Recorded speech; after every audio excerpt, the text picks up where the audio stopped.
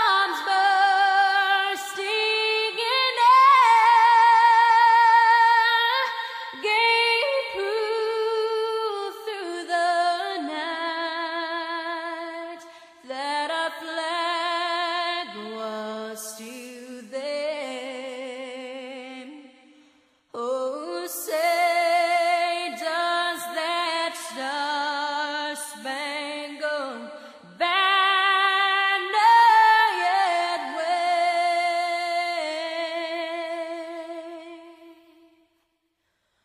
o'er the land of the free and the home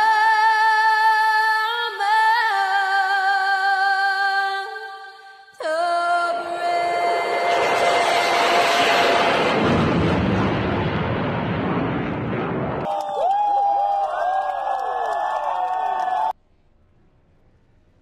All right, welcome back once again, ladies and gentlemen, to Next Gen Racing Productions Sunday Night Racing Tonight High Country Trucking Series brought to you by Next Gen Racing. Gonna try to tackle Gateway Motorsports Park here in Madison, Illinois. This track's a little bit different than all of the other tracks, somewhat modeled after maybe a Darlington with that egg shape, kind of two opposite ends of the track. It's a little more paperclip shaped, though, kind of more narrow than what Darlington is, giving it almost a Martinsville feel as well. So it's going to be interesting to see how these drivers handle these corners tonight. See if any of them are downshifting, getting down into that tighter turn one, or see if anybody's maybe downshifting off of the center of 3 and 4 to maybe get a little more drive, a little more forward bite out of the corners. Right now, with about 10 minutes left to go in happy hour, there you see on top of the board right now the 49 of Troy Radford. Fast machine out there once again, and looks like PJ Popham, always fast as well, up there in second right now. Chris Medford slotted in third position on happy hour right now.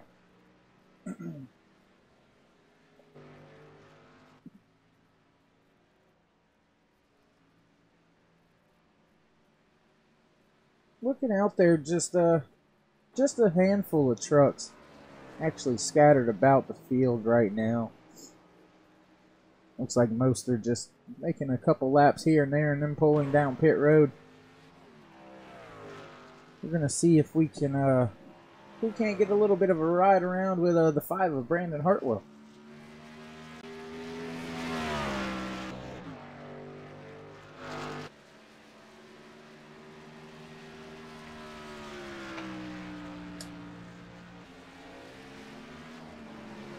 Now, as you can see right there on our leaderboard, Brandon almost up into the wall. Oh, truck spinning down there on entry off of pit road exit on entry to the track. Very tricky pit road as well here this evening. Gonna be something to watch as well, as you see Brandon Hartwell making one of those mock pit stop runs. Stopping a little short though. Knew he was gonna make it, so just kind of boarded mission. We're going to jump on board here. Looks like the 13 of Vic Wagner is actually going to be going down pit road.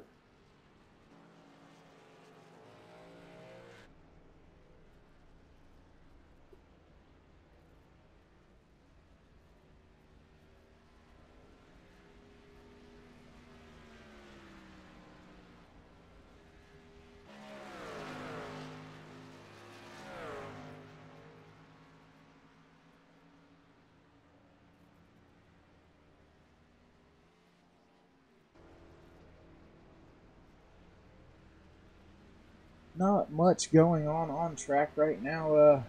Does look like just a few are out there. PJ Popham, one of those drivers out there right now, turning a few laps here.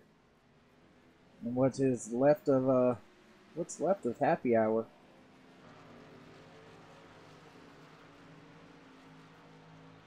There you see that 32 of PJ Popham. Always fast. He can just stay out of trouble and get a good finish. PJ be happy and more than excited about that, as PJ's been caught up in a couple incidents here late. Seeing an incident right there. Gonna have to watch these trucks getting loose on the exit of 4 later on in the runs. As you see, PJ's struggling to get through the center of 1 and 2 there. Really slow off the exit. He's just gonna stop the car, jump out and go to the garage.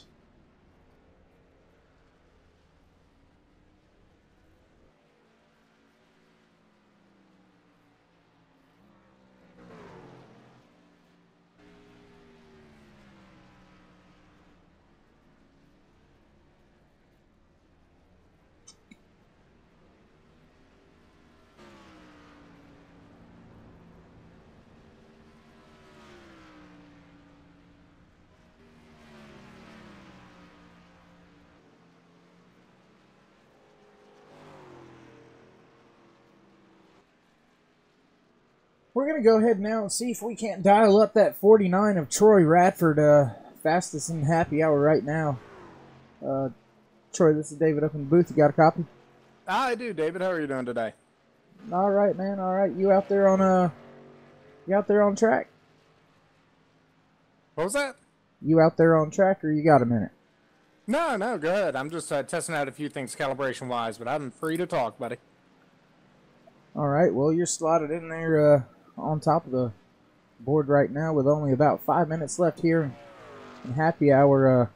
Got to be pretty happy with the truck.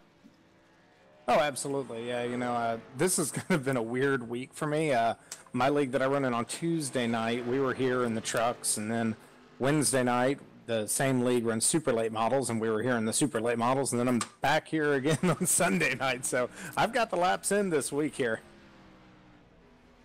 All right. Well, you think that lap time, that seat time here is going to be the main factor in what may bring you the race win? I mean, it's definitely helps. The main thing is here, it just takes a lot of luck, because there's so many times that I know me personally, I have a lot of bad luck here where somebody will clobber the wall coming off of 2 and end up taking me out with them.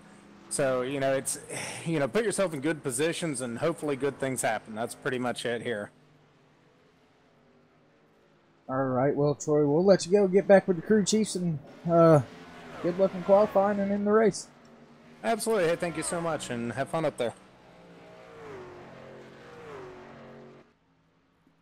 There you have it. That was, as of right now, the leader in happy hour, Troy Radford in that 49 machine. Always fast, always quick. Doesn't really matter where we go. He seems to find his way up to the top of the leaderboard here lately. So it's going to be somebody that people are definitely going to have to contend with later on throughout the rest of this season, as Troy's already had a good few runs. Shown a lot of strength, a lot of speed, a lot of power. Although we do see some of our veterans up here in this top 5 in happy hour right now. Cody Terry in the 22. Victor Wagner also right there. BJ Popham second. The 2 fairly newcomers, Troy Radford and Chris Medford, both slotted inside that top 5 in first and third positions respectively. John Jenkins, top 7 right now. Not really sure what a fuel run here is. To be honest, I think you'll probably get about 50 laps or so. But I can probably tell you your tires are going to be screaming way before lap 50.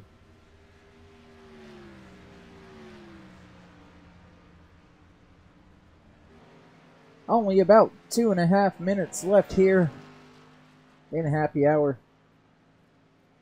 Once again, thank you for joining us here at Next Gen Racing Productions, streaming to you across Twitch and YouTube. Over there on YouTube, give us a thumbs up. Hit the subscribe, smash the bell. All support's welcome and appreciated. Like what you see, come check us out anytime we go live. A lot of good racing action from all different points around iRacing.com, giving you spotter looks, in-car looks, as well as broadcasts. So tell your friends, tell your family. Come out and join us. With about 1.5 minutes left here before we begin qualifying, we're going to go ahead and cut away to a short commercial break. We'll be right back with all the action. You won't miss a thing.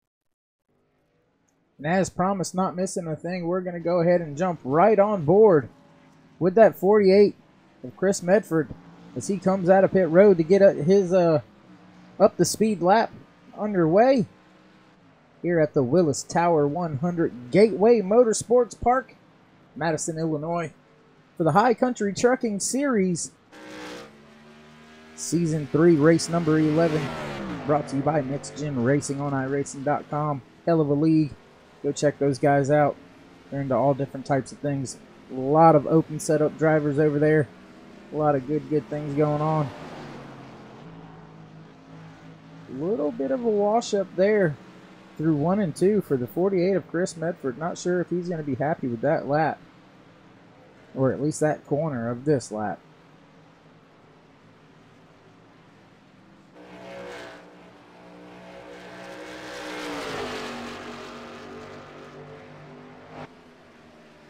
Looks to have a good, strong exit off of 4 there. As of right now, slotting himself in first. Only 2 people have took a time lap so far now. Looks like the 5 of Brandon Hartwell out there also right now. Damon Cox just now leaving pit road in that 57 machine. We're going to stay with Chris Medford, though, see if he can improve that lap time. Down there you see it, a 33.071. Good enough for second at this point in time as PJ Popham, that 32, has taken that pole position away.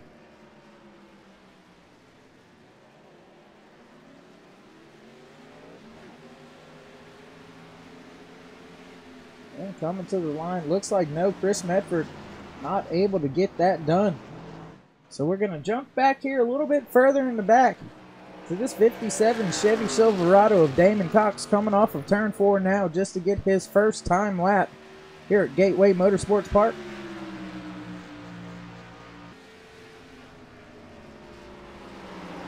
I apologize. That was his up to speed lap. Damon carrying a lot of speed on his up to speed lap. Giving up a little bit there on exit of turn 2.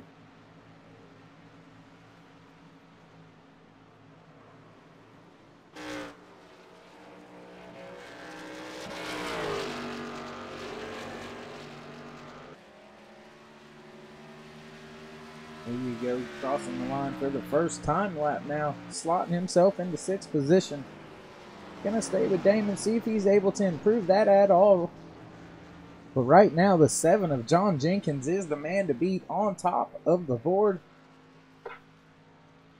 with a 32.999. That's a hell of a lap by the 7 and his crew.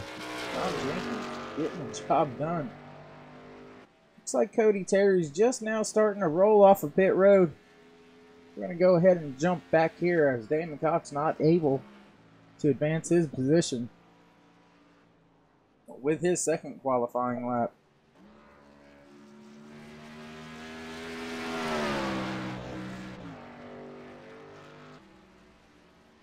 Few trucks out there as Cody Terry in that 22 gets loose.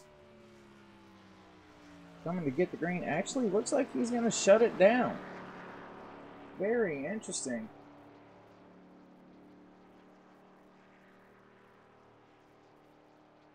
Cody not really taking a lap. That's an interesting call there.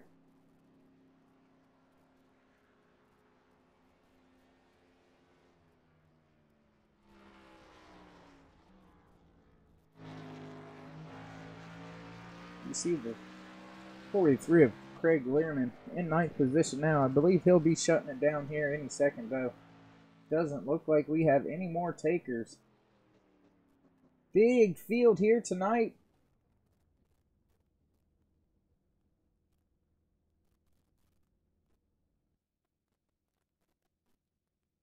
Looks like we have about 30 trucks out there tonight. Only about 20 or so qualifying. 5 seconds left to go in qualifying. Looks like your pole winner, the 7 of John Jenkins. Hell of a job by John and his crew out there. Get the job done.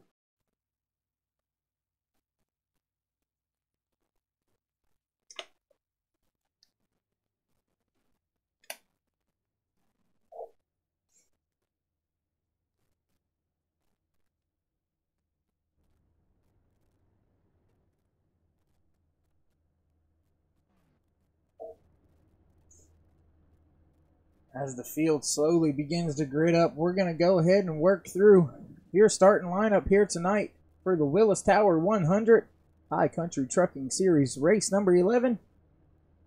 On pole, the 7 of John Jenkins. In second position, the 32 of PJ Popham. Coming in third, the 48 of Chris Medford.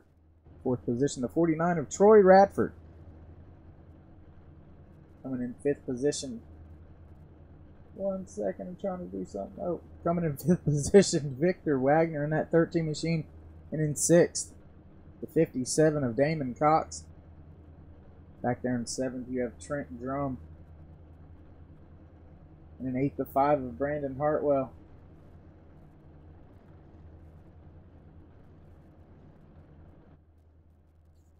There you go. That's the one I was looking for. Sorry, guys. 8th, Brandon Hartwell in that 5. In a 9th position, the 43 of Craig Learman. Coming in 10th, the 97 of Andrew Nypower. In 11th, the 66 of Donnie Stobbs. And in 12th, the 01 of Gordon Larson Jr. Coming in 13th, the 98 of Thomas Layton. And 14th, the 24 of Gavin Martin. And 15th, the 99 of Eric Blunt. 16th position, the 07 of Thomas Quattlebaum Jr. And in 17th, Ray Rafford in that 47 machine. And in 18th, the 86 of Travis Arthur. Coming in 19th, the 2 of Ricky Harden. And in 20th position, 19 of Rick Reiner. 21st, Alan Westman, that 96. And in 22nd, the 28 of Kendall Laverne. And 23rd, the 46 of Justin Walters. And the 24th, the 08 of David Smith Jr. 25th, Douglas Wasaki in that 45 machine. And in the 94 in 26th position, Joshua Cottle. 27th, the 44 of Adam Novak. And in 28th position, the 6 of Matthew Kern.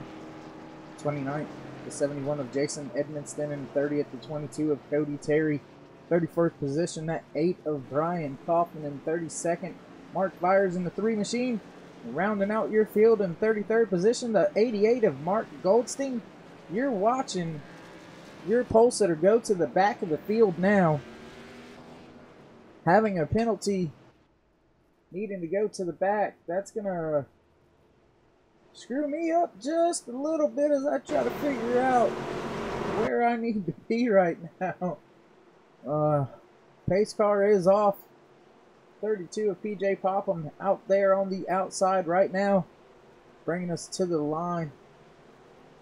This time, green flag is out. Green flag racing has begun here at Gateway Motorsports Park for the Willis Tower 100. Chris Medford net. What the heck happened there? Chris Medford in that 48 down on the bottom, trying to make it work. PJ keeping the momentum up, getting that position away on the backstretch now, slotting himself into first position. Battle for third place now taking place between that 49 of Troy Radford and that 13 of Victor Wagner. Vic having a hell of a qualifying session, slotting himself in fourth for the start of this race here. With John Jenkins having to go to the back, that's given him a position as well.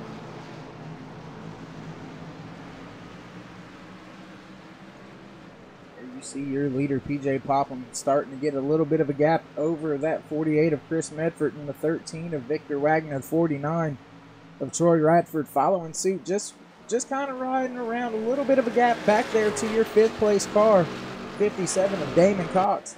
Matter of fact, we're going to back up just a little bit and ride back here with the 5 of Brandon Hartwell for a second and get his vantage point on a few things.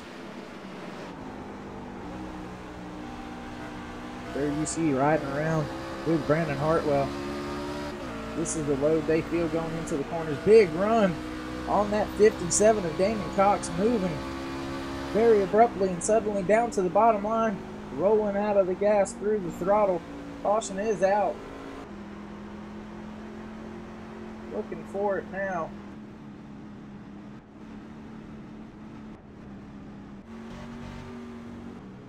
Not really seeing what had happened. Seeing what took place. So I'm not sure about that one. That's going to be pretty interesting. But your leader, 32, PJ Popham, had a good restart there.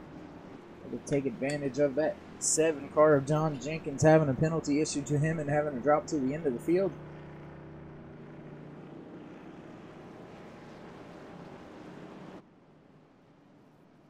I think most will be on pit road this time by, I think. I laugh because I don't really know a lot about Gateway. I just know that turn 1 is pretty tight. Turn 3 is a little bit more sweeping, but you have to be careful with your throttle point, almost kind of like maybe Phoenix in a way, I guess you could say, or Milwaukee. If you've ever raced that Milwaukee mile, kind of reminds me of this place as well. So truck driver's going to have some different banking to deal with, different radius. As the night goes on, track should start to gripping up a little bit more and more. I don't know if that's going to play into the hands of these drivers or not. I think I would rather have a loose truck here than a tight truck, especially coming off of that tight corner off of turn 2. But we'll see how she goes here later. Working lap 5 here under caution for the first time in the Willis Tower 100. Brought to you by NextGenRacing Productions for the High Country Trucking Series, Season 3, Race number 11. Gateway Motorsports Park for NextGenRacing on iRacing.com. Yeah, I don't really know.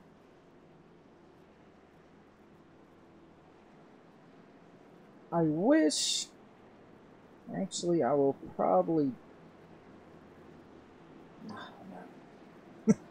I was contemplating switching cameras, but to do so, I have to go to commercial. I don't want to go to commercial just yet because we're only on lap 6 here, but there are a few of the cameras in this one that Absolutely love.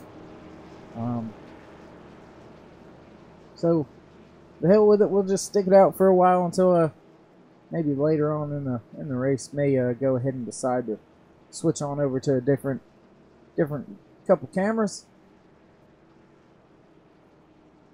But none of that really matters. What matters is, can these guys go green flag racing? Working lap 6. Gonna be lap 7 when we get one to go. Gonna go back green flag racing on lap number 8 of 135 here at Gateway Motorsports Park.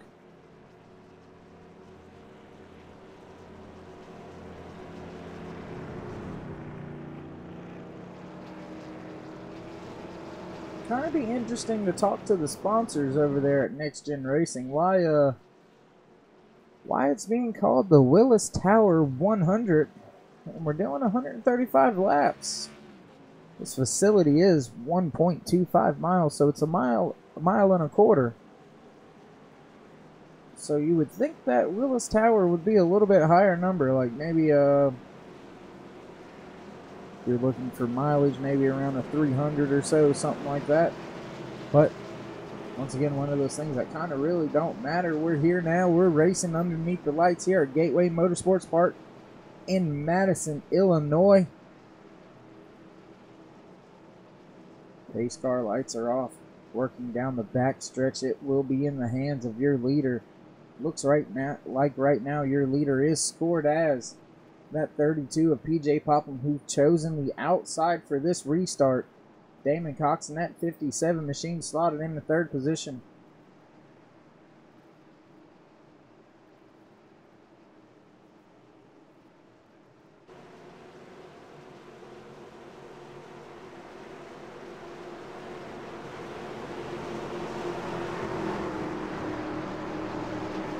Pace car is off. It's in the hands of that 32. When will he fire off?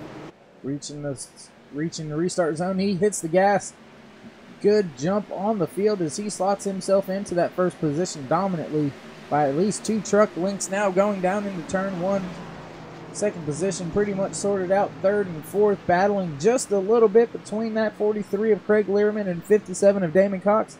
Damon inside running in 3rd right now.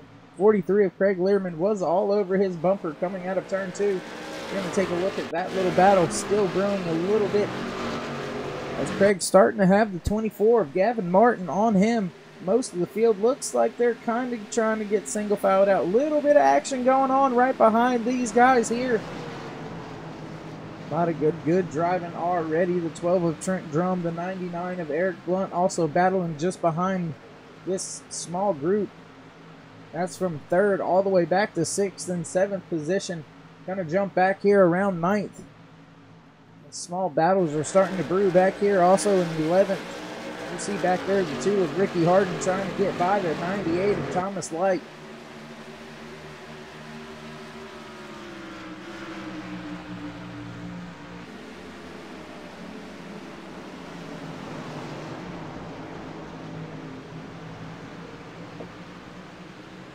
Nothing has changed up there with your leaders as PJ Popham has now stretched it out to almost a half a second lead over 2nd place. Already over 2nd to 3rd. Contact between the 28. Ooh. Not sure who that was, but that was one hell of a save.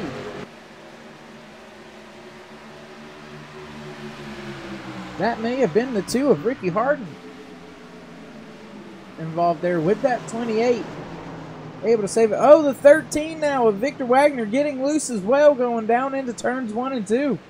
He's going to fall back 2-3 positions. That's the 5 of Brandon Hartwell, who must have pitted underneath that caution. Caution is out once again on the racetrack.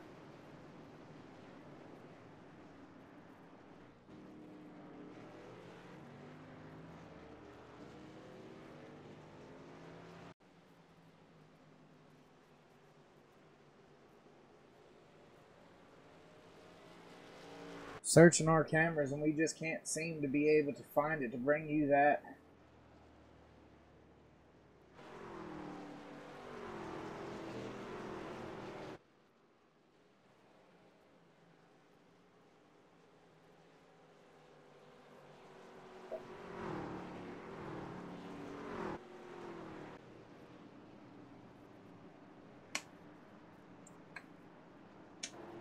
As your leader brings the field back down pit road once again, working our second caution here tonight. Already at Gateway Motorsports Park, lap 12 out of 135.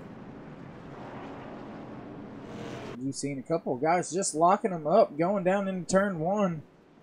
Not quite sure what happened. Bring out that caution, looking over some things, and I'm not seeing any incident points or anything like that handed out, so not quite sure what would have took place. Maybe a water bottle, something like that out there on track. We're just gonna go out there, pick up the debris real quick, and get going back. Green flag racing here at Gateway Motorsports Park.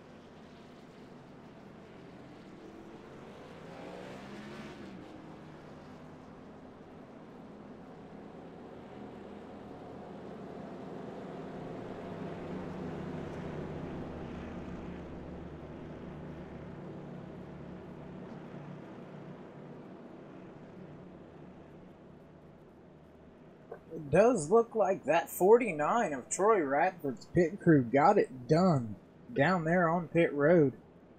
Almost a half a second quicker than the 32 of PJ Popham, bringing him out in front of him to take first place away. The 5 of Brandon Hartwell with a hell of a pit stop as well. Almost a half a second faster than even Troy Radford's pit stop. But Brandon was a little bit further back in the pack, so picking up a good amount of spots there on pit road for Brandon and his team. Was that pit crew? They had themselves amped up, ready to go. Got him some track position now. Looks like that 49 of Troy Radford is choosing the outside line, as we're going to get one to go here. Start to get double filed up. Get ready to go back green flag racing, as we're going to work lap 15. Coming to take green on lap 16 here out of 130. Excuse me, out of 135 here tonight.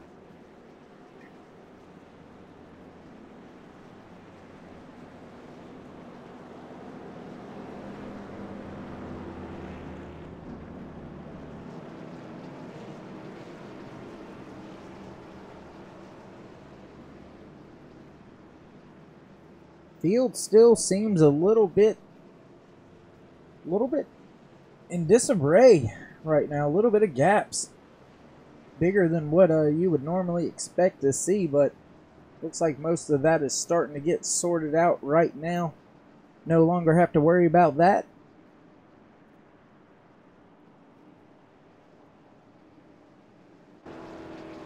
These trucks going to make their way through turns 3 and 4. Pace car is already off the racing surface. To 49 of Troy Radford is your leader. It's in his hands whenever he wants to go. Working off the turn 4. There goes that pace car. Troy Radford and the 49 hits the gas. Gets a good jump on that 5 of Brandon Hartwell as they work their way down the front stretch going towards turns 1. Brandon now battling just to keep that second position. PJ Popham up around the outside and spinning. Spinning is PJ Popham. Caution is out.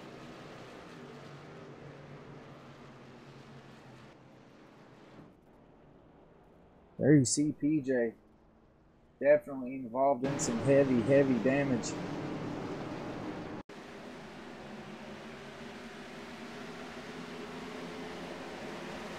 Looks like he was just on the bumper trying to make something happen. Then almost into the back of the 48 of Chris Medford. Tried saving it. Doesn't hit anything. Oh! 2 trucks trying to woe up. Looks like that was the 08 of David Smith Jr. and I do believe the 86 of Travis Arthur trying to get woed up. To not have anything happen. Looks like they ended up in it all anyway, no matter what. So, tough break for those guys as we're back under caution here on lap 17 of 135. Your leader Troy Radford going to come here to pick up the pace car.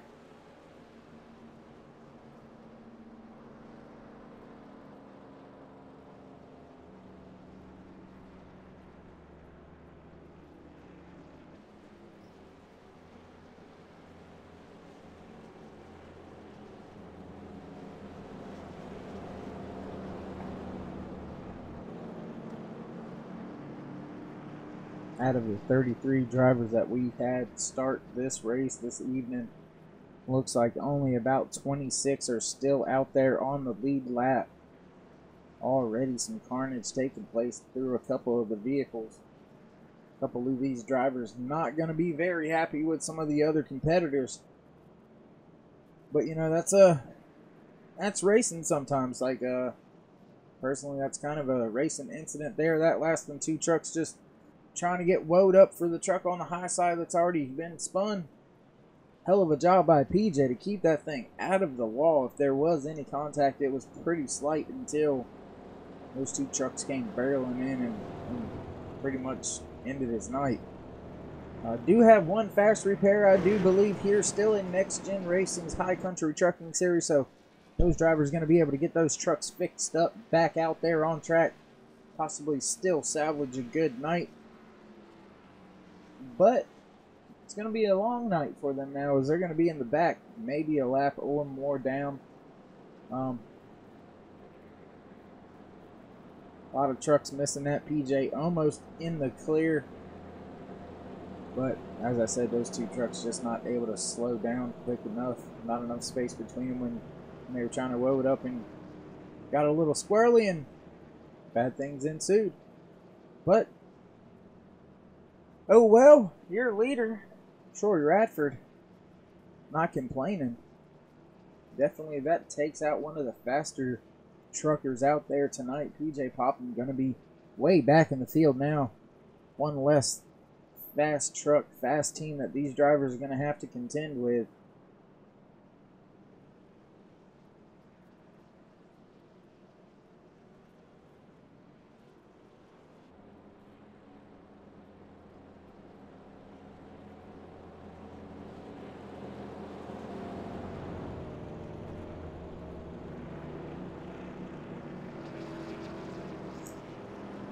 Troy and Brandon are out there with about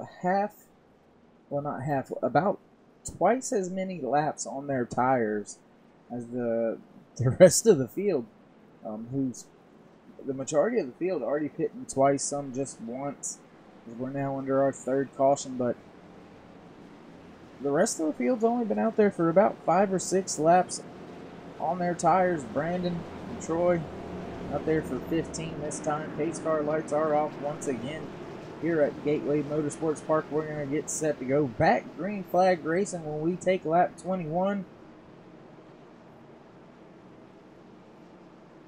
Looks like the 49 has chosen the bottom line this time around instead of choosing the outside like he did last time. Not sure what's going on. The 48 of Chris Medford seems to be missing on our screen here. Kind of interesting, but nevertheless, we're going to have to go back green flag racing. Maybe those guys out there on track know Chris is just laying back a little bit here. Alright, I thought somebody was ghosted or something like that, something going on, but pace car is off. Field is in the hands of your leader, Troy Radford, and he fires off. Brandon Hartwell gets a great start as well down there on the bottom side to take 2nd position away already from the 48 of Chris Radford, who's now trying to struggle and fight for 3rd place with the 24 of Gavin Martin. right on his heels.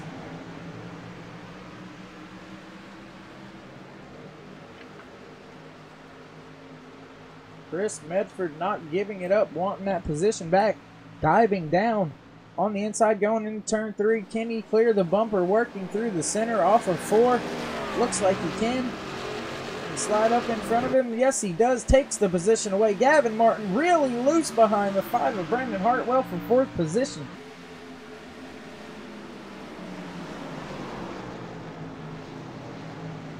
Good, solid racing action here between these top 4 trucks. Brandon Hartwell still on the bumper of that 48 of Chris Medford as they work their way into turn 3, working lap 22 here.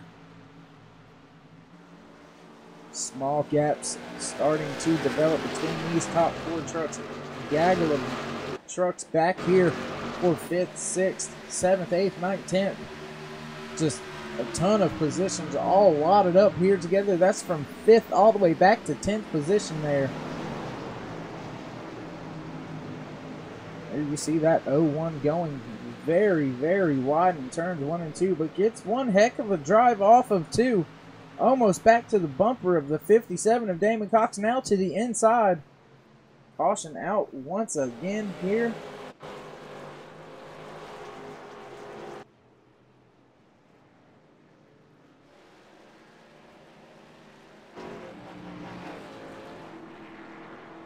Man, it happened so fast. I'm trying to check the cameras and we can't see anything. Hate that, guys. Wish I could show you what happened, what took place, but once again, under caution, as we are now working caution number 4 for 13 laps here tonight out of 24 of the 135 that we're racing on this 1 1/4 mile oval, this paperclip egg-shaped weird-ass track. These truck drivers definitely have their hands full. I personally despise racing this track. I don't like the fact that to be fast you kind of have to downshift in the middle of the corners, and I don't like putting that much stress on the machines. So I'm not usually very fast here, but I mean, I'm not out there racing, so I guess it kind of doesn't matter.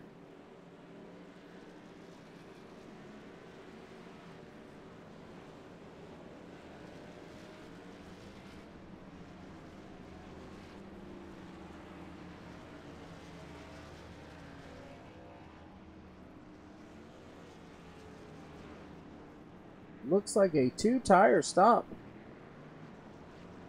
there for Eric Blunt as well as for Damon Cox. They try to come off the pit road with a little bit of track position. Those are your 2 winners off of pit road. But looks like they're going to be slotted in 4th and 5th position as John Jenkins, Kendall Levrun, and Jason Edmonston in that 71 machine. Those 3 trucks decided to stay out.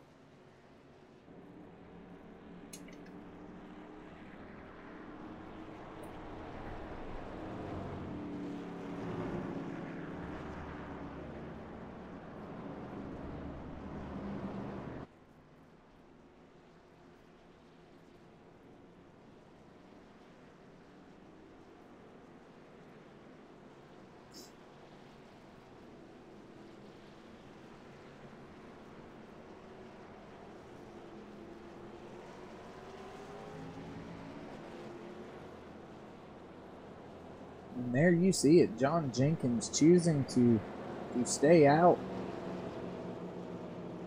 as we hadn't had very many green flag laps on those tires.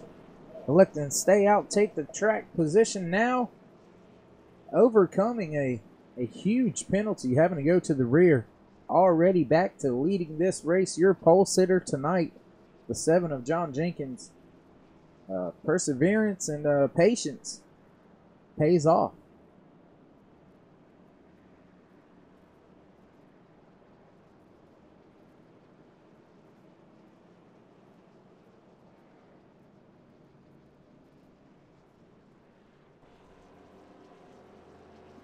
Now, tell you what, we're going to go ahead and we're going to see if we can't dial up your leader. See if we can't dial up that 7 of John Jenkins. John, you got a copy? I got you, buddy. Well, hey, bud, first off, want to congratulate you on getting that pole here tonight, but unfortunately had a penalty, had to go to the rear, but find yourself already back up there in first position. You think staying out was the right strategy call? With this fray of cautions, I think it'll be alright. Help the track position. I must not have got my 20 laps in for practice, so that didn't help. Got the pole, had to go to the back because of that penalty, and went 3 laps down. I had to fix my wheel, so finally got that. Now I'm going to see what happens starting up here. All right, bud. Well, we'll let you go get those elbows up, and good luck. Thanks, buddy. Have a good one. There you have it. Right now, your leader, John Jenkins, going multiple laps down, as stated earlier, having issues with his equipment, getting that sorted out, and luckily, because of the rash of cautions that we have had here tonight, able to work himself back up onto the lead lap and now into the lead. See what he can do with that fast truck, as he proved it was very fast in qualifying, taking the pole. He's on the outside and he fires off early. Great start over that 28. Looks like the 99 of Eric Blunt following suit, getting a good run, working himself down into second position now on the outside of turns 1 and 2. Over top of that 48, Chris Medford, 28 of Kendall Laverne, battling now for third and fourth position. Damon Cox falling back on that restart from third all the way to sixth position now.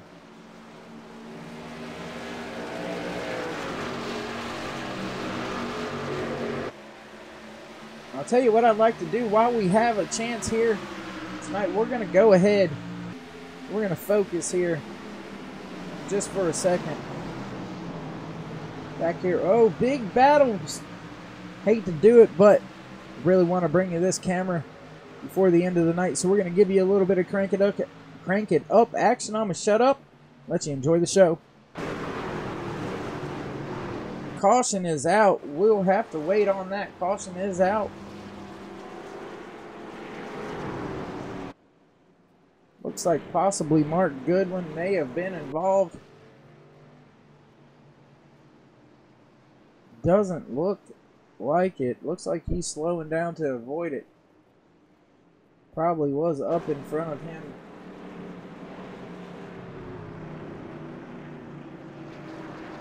Searching once again.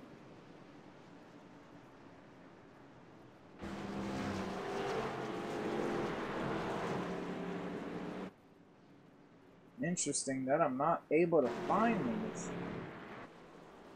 But it is what it is.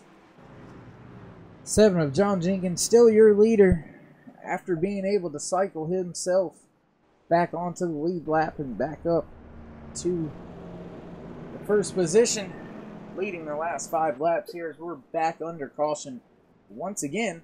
Working lap 30 out of 135 here for the gate for the Willis Tower 100 at Gateway Motorsports Park. There, I can finally fucking talk. Anyways,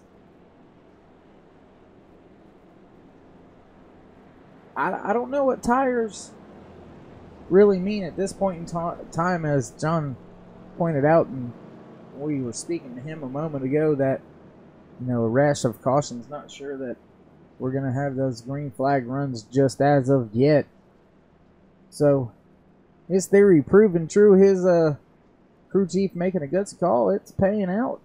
So I think if we go 4 or 5 more green flag laps, the rest of the field will pit again if we do have a caution. So, strategy should play out into that 7 of John Jenkins' hand.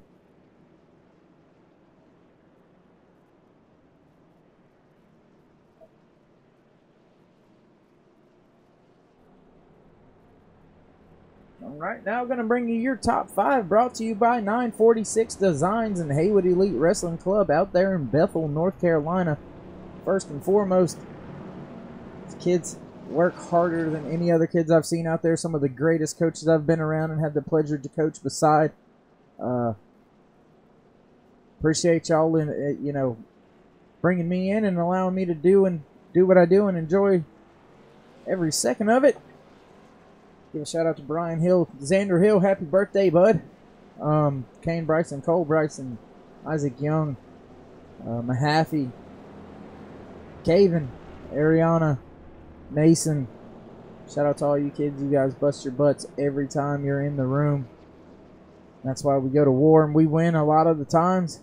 Anyways, your other sponsor, 946 Designs.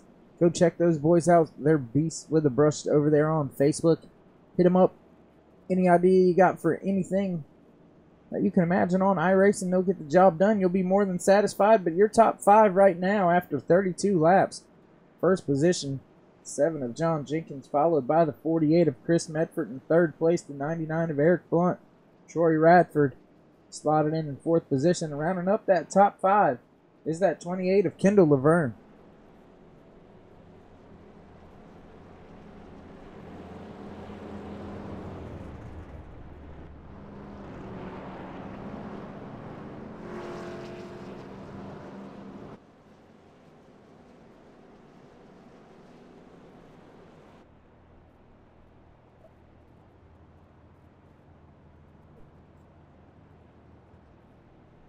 Taking a little look back at the field here, a little different camera.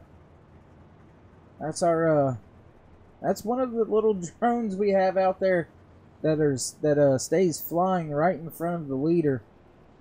One heck of an angle, heck of a shot.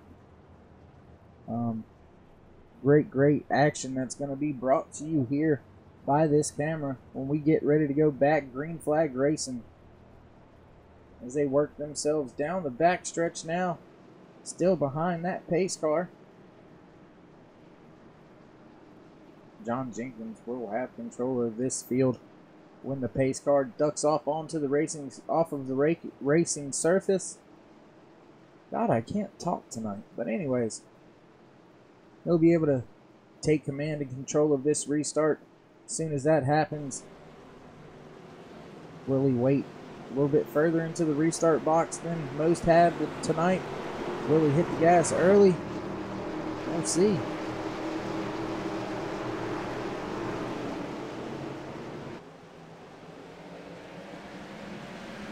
Fires off the line, gets a good jump over that 48 of Chris Medford. I apologize.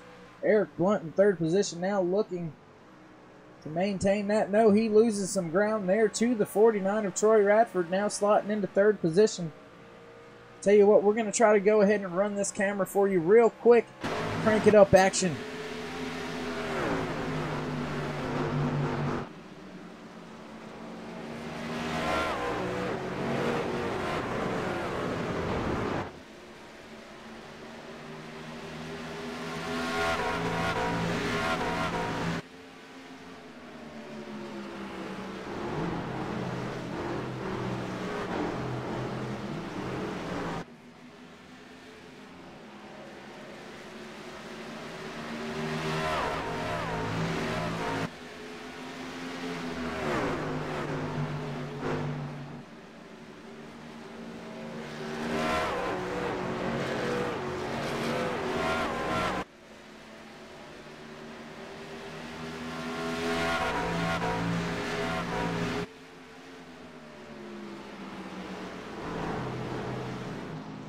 There you go. Absolutely love those shots. Is still battling for the lead is John Jenkins and Chris Medford. Those two haven't quite sorted it out between themselves just yet. The 49 of Troy Radford right there on their heels. About a second back from him is where you'll find the 57 of Damon Cox. Damon having a good solid run here tonight inside that top 5. Heavy battles. A little bit of gaps, but some good battles going on all over the track right now as the 28 of Kendall Laverne looks like he's getting passed by the 5 of Brandon Hartwell, who takes that 5th position away.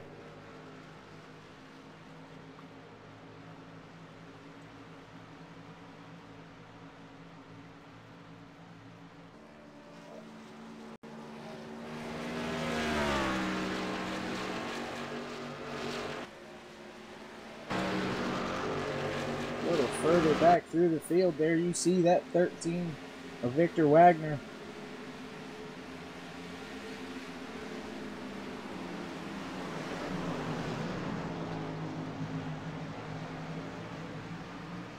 Tell you what, this might be a good little shot to give you the little blip cam here. Oh, John Jenkins into the wall. Oh no, not going to be good for John.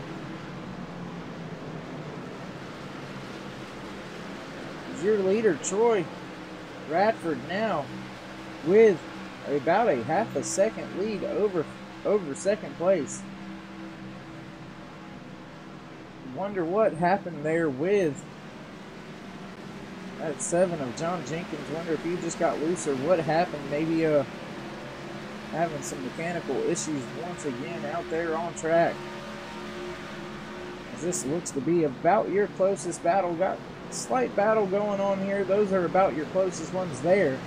And that is that 13 of Victor Wagner, who has walked down. That 28 of Kendall Laverne slotted in 5th position now because of John Jenkins' issues, falling all the way back to 8th position. There you see him just in the background of this blimp cam.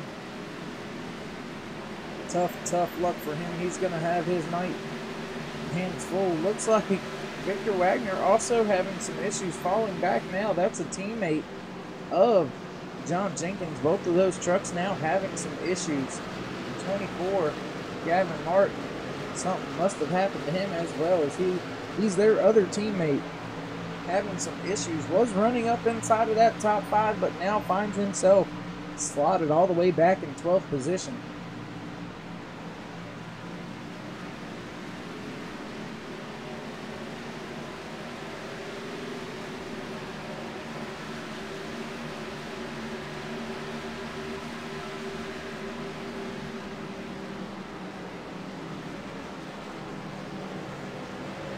I don't see Brian Muskel Jr. and that 33 not here at the track tonight. You're watching a battle there between Gavin Martin and Alan Westman in that 96. You see Victor Wagner just in front of that 96, struggling to get off the corner exit.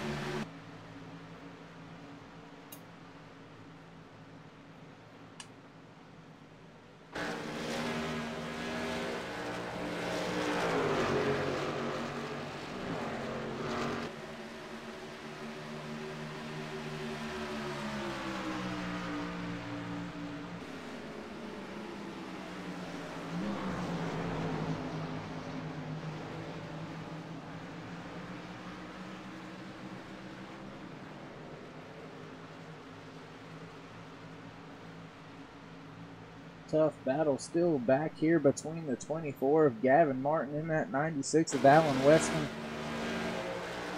Side by side, working their way through 3 and 4. Gavin down on the inside, trying to slide job, not quite clear, has to stay. Ooh, just crossing it over there at the finish line. Take that 11th position away from Alan Westman in that 96, who's starting to struggle just a little bit. John Jenkins with that trouble earlier, now got that thing pointed in the right direction, wound back up, and is starting to walk down the trucks in front of him again. That's a battle for 6th position between John and Gordon Larson. John taking the position away fairly easily as they work their way off of turn 4 down the front stretch. John now setting his sights on that 28 of Kendall Laverne. Laverne. I don't know. Laverne. We'll just keep saying Laverne.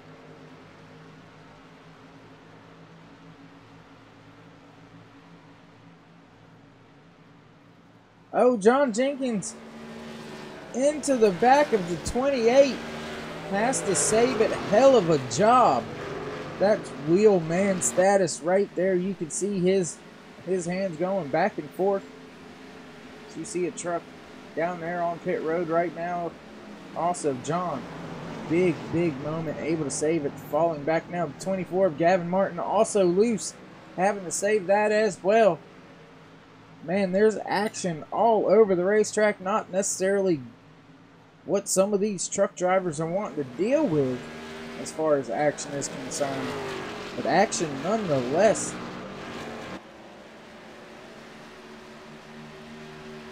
We're riding with Damon Cox in that Autism Speaks 57 Chevy. Getting it done tonight, slotted in 4th position, trying to run down the 5 of Brandon Hartwell to take that 3rd position away. As your leaders, 1st place Troy Radford, and then 2nd Chris Medford. Oh, Brandon, something may have happened with Brandon, just yielding the position and dropping back through the field now. Oh wait, I apologize, that wasn't Brandon, that was already a lap down car just moving out of the way. I was a little bit confused and concerned. I was like, oh no. But anyways, Chris Medford still has not let go of that 49 of Troy Radford.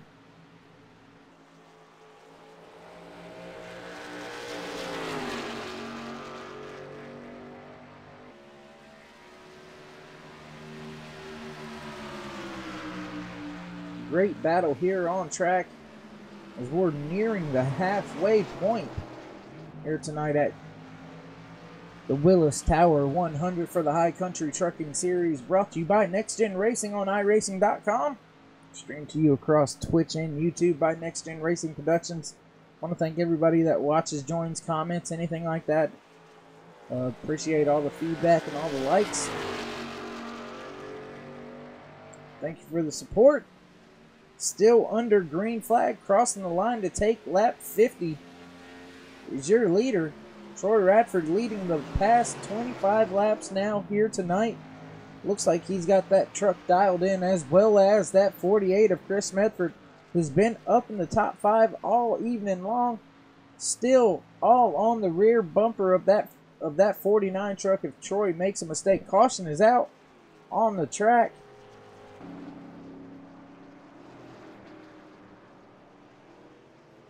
Man, it is so hard to find sometimes, but I believe we do see some of the aftermath here.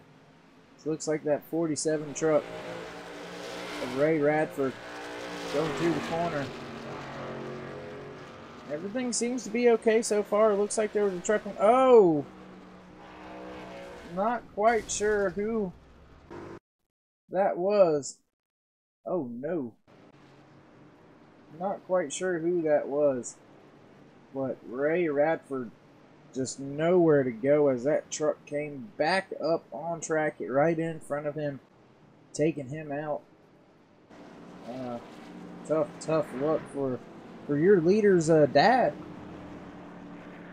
Actually, so Troy's probably on the radio making sure Pop's okay as he brings the field down pit road after a 26 or so lap run on tires. All those truck drivers definitely going to want tires now as we're working lap 50 out of 135 here tonight for Next Gen Racing's High Country Trucking Series Season 3, race number 11.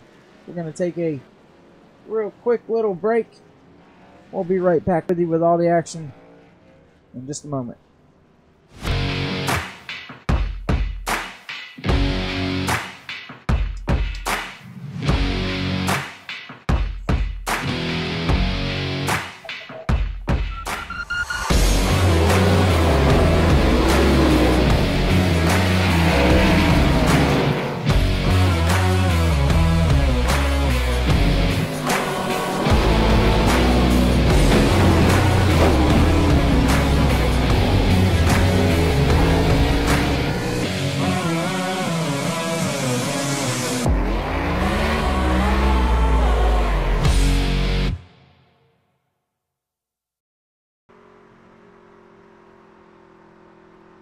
Still your leader, getting a job done off of pit road, is that 49 of Troy Radford.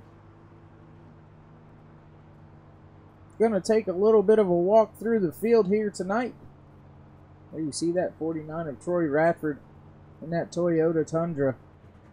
Back in second place in another Toyota Tundra is that 48 of Chris Medford. In third position in his Chevy Nationwide Chevy Silverado. God, I'm having trouble talking. The 5 of Brandon Hartwell. Slotted in fourth position in the Autism Speaks Chevy Silverado.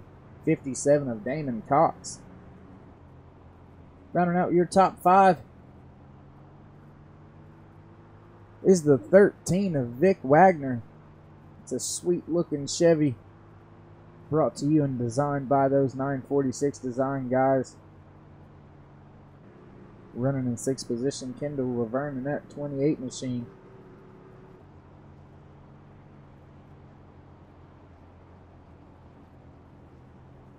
There you see the 43 of Craig Lehrman. And the AARP Chevy Silverado, Gordon Larson Jr. There you see the 99 of Eric Blunt. Rounding out your top 10, that Exalta Chevy Silverado, Gavin Martin, that 24 crew, trying to get the job done here tonight. Gonna have to see if they can get it done, see if they're successful or not.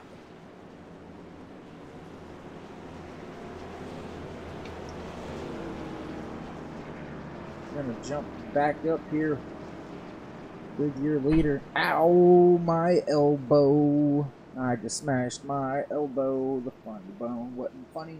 Son of a... Golly. Anyways. Pace car lights are off as the field works their way down the back stretch, about to enter turns 3. Here at Gateway Motorsports Park, pace car lights are off. Troy Radford, your leader, choosing the inside line. I apologize. Yes, the inside line.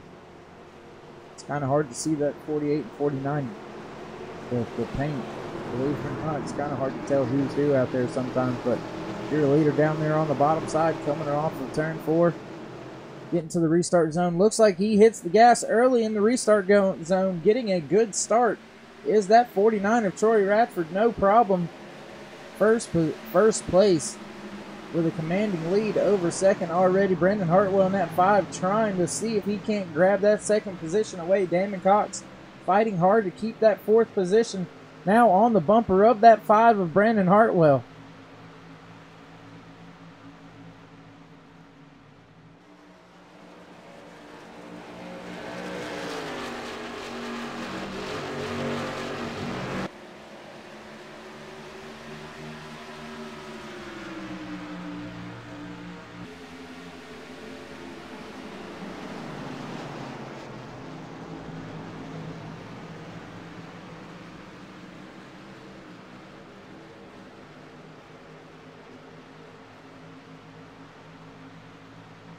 Good battles all over this racetrack right now as Gavin Martin's trying to pass the 01 of Gordon Larson. Damon Cox trying to take the position away from Brandon Hartwell. Victor Wagner right there behind them. Gaggle of cars just a little further back. Back behind the 43 of Craig Lehrman. That's the 28 of Kendall Lavarne, Gordon Larson, Gavin Martin, Eric Blunt, Alan Westman all over each other right now. Battling, jockeying for position even further back in 16th, 17th, 18th. Still battling hard out there, trying to get some track position as we're about halfway through this thing already.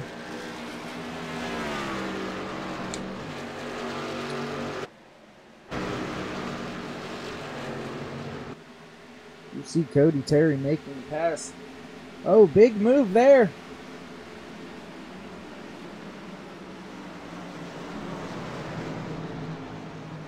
I believe that was the 45 of Justin Walters that made that big move.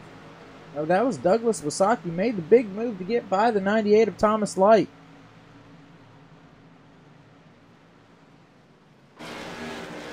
Looking up at the front of the field, nothing has changed. Troy Radford stepping it out to a 0.3 of a second lead. Double that back to the 3rd position of Brandon Hartwell. Then triple that back to the 57 4th place Damon Cox.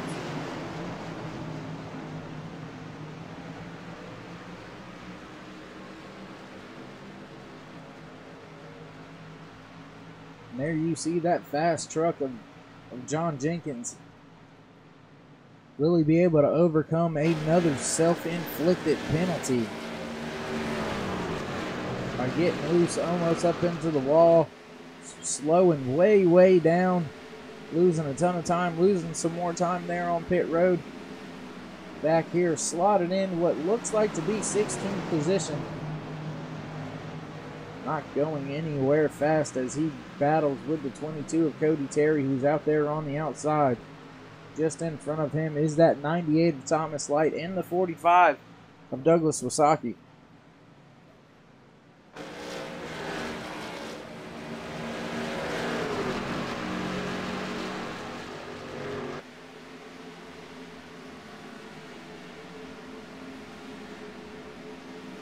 John choosing to go the high road on that 07 of Thomas Quattlebaum Jr.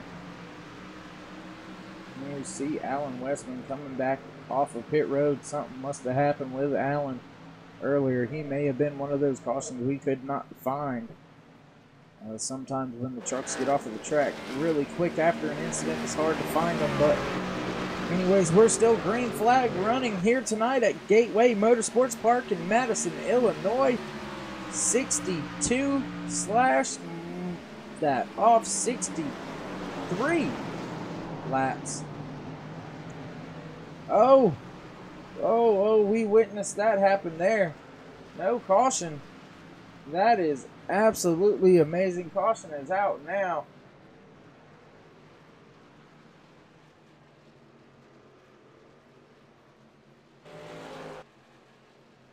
As that was Thomas Light involved in that. We're going to jump back here. Oh man. Gets loose. Looks like the 07, the 22, the 19, all just collecting the 12. Oh, Alan Westman locking it up, turning it into the outside wall.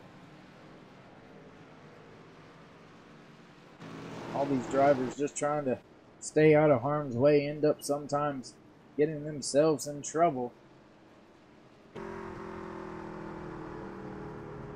As we're going to watch your leader, Troy Radford, work his way back down onto pit road.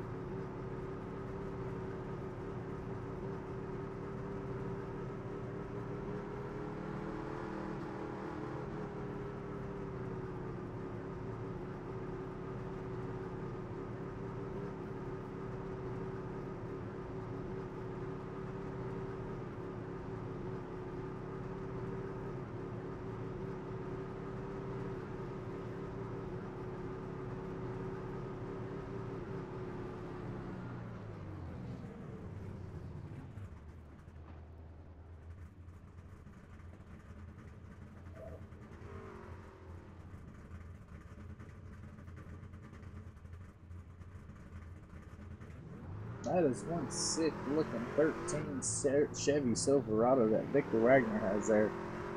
Troy able to get off the pit road before that 5 of Brandon Hartwell.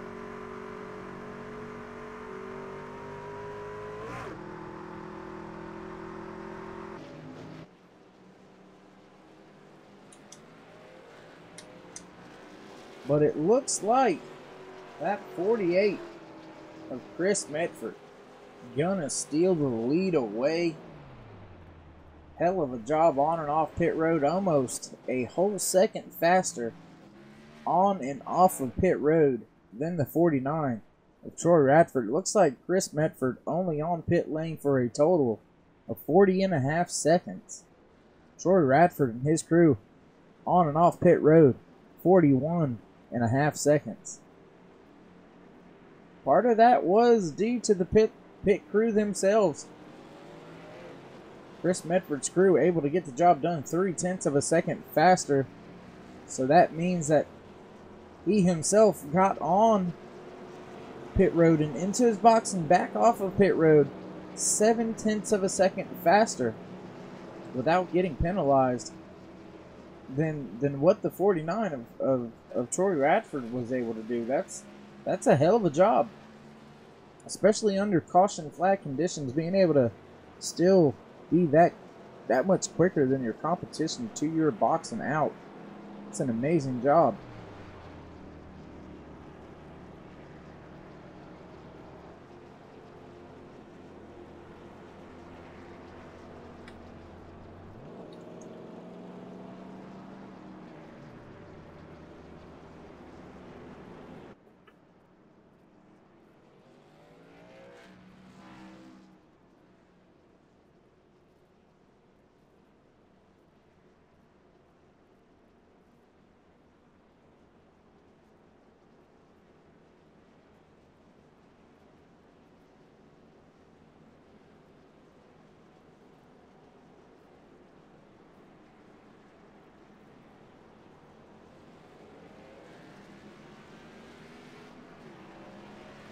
You see the lap car of the 88 going around, getting a wave around, getting himself one of his multiple laps back here tonight.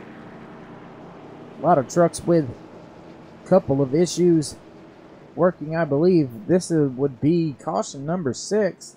See if I am correct. No, caution number 7 here tonight for the High Country Trucking Series on iRacing.com, brought to you by NextGenRacing. Want to give a shout out to all the admins and the owners over there: Brian Mescal Jr., Roy Hyde, Damon Cox. You guys do a hell of a job, running a hell of a league. Wouldn't rather be with anybody else or affiliated with anyone else. With all that being said, we're getting ready to go back. Green flag racing coming to take lap 67 out of 135 here tonight for the Willis Tower 100. Pace car is off. 48 of Chris Medford fires off early in the restart box. Gets a good jump over that 49 of Troy Radford, who's now slotted in second position. The 5 of Brandon Hartwell not really contending for it, but now looking to take second place away from that 49 of Troy Radford. Hugging the bottom line, not able to get it done. Troy keeping no momentum, slotting himself into second position. Brandon Hartwell now taking third. Just behind them, you have the 13 of Victor Wagner, who's followed by the 57 of Damon Cox. Those two seem to have the positions sorted out somewhat. As you can see already in the background, that 7 of John Jenkins slowly eating up through the field. Finding himself inside the top 10 now, slotted in 9th position. Still a long way to go here in this race. Ooh. As that is a lap truck, the 86 of Travis Arthur, almost having issues in front of the field. Some of the leaders were probably worried and concerned about the way that one was looking at that point in time.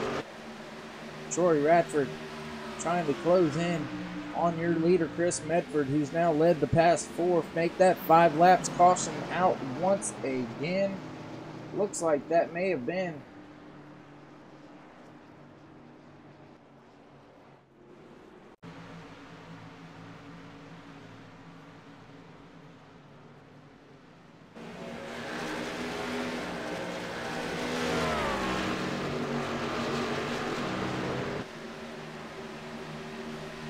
contact between the 7 and the 28, also collecting the 24. That's what brings out the caution this time here at Gateway Motorsports Park. Tough luck for those couple of cars.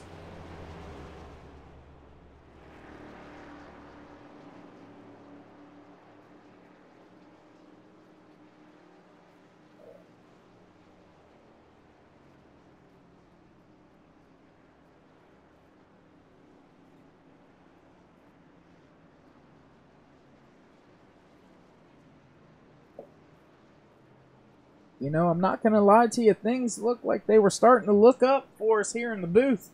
Looked like we were going to start getting some good green flag running now.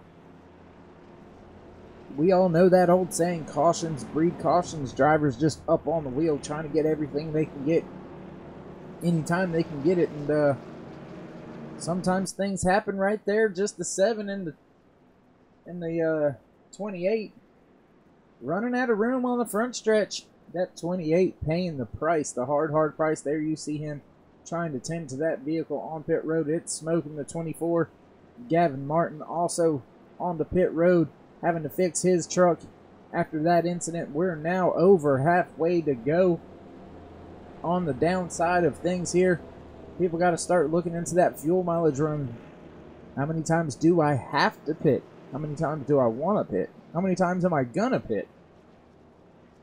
I might need 2. But can I make one work? Do I want to try to make one work? These are all strategies and things that these crew chiefs have running through their head, looking down. Is it 1 stop? Is it 2 stops? Me personally, I think it's 2 stops left to go here if we go green flag. I could be wrong, but I think you're going to have to make... No, scratch that. I believe 1 stop will work. 1 stop should get them to about lap 110 or so, and then they should be able to run that on out from there. So it looks like this could turn into a 1-stop race. Green flag conditions.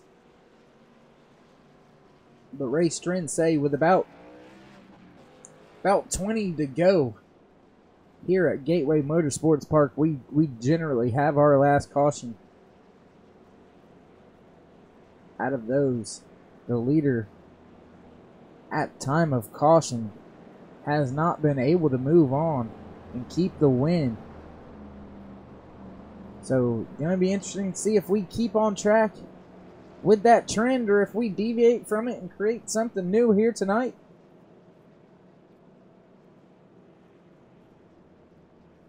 Going to take a look real quick here.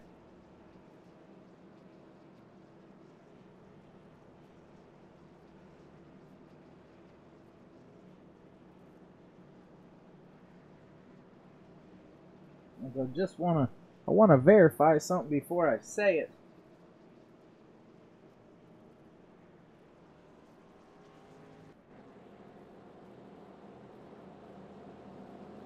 But yes, neither of your top 2 have had a win yet this season. I just wanted to double check it because I know before I had mentioned something and it turned out that wasn't exactly true. I told the driver, you know, good job on punching a ticket, and it was actually his 2nd win of the season for that particular league and broadcast that we do here at Next Gen Racing Productions. But just wanted to make sure before I stuck my foot in my mouth that neither of these drivers have won. Out of your top 5, I do believe only that 5 of Brandon Hartwell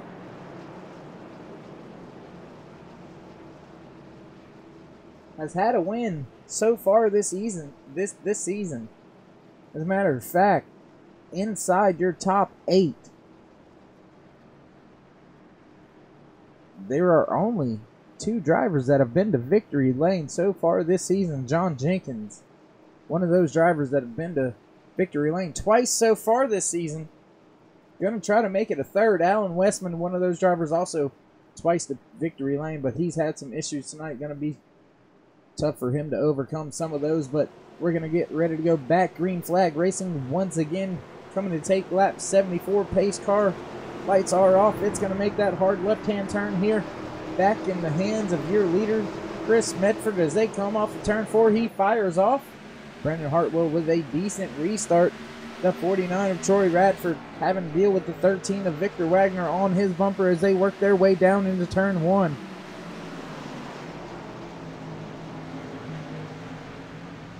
Keeping no momentum on that high side is the 49 of Troy Radford. Brandon Hartwell giving him the position. 13 all over the bumper of the 5, looking to the inside now. Not able to get the job done. On the 5 is the 13 of Victor Wagner, who's followed closely now by the 43 of Craig Learman, the 57 of Damon Cox, dropping back now to 6th position, just in front of that 7 truck of John Jenkins, who has 8 up another 2 positions this time already. 13 all over the rear bumper of that 57 of Damon Cox, making a move to the inside on the 43 of Craig Learman. We'll have to watch to see if he can get the job done. Still side by side back there, not able to get the job done off of 4.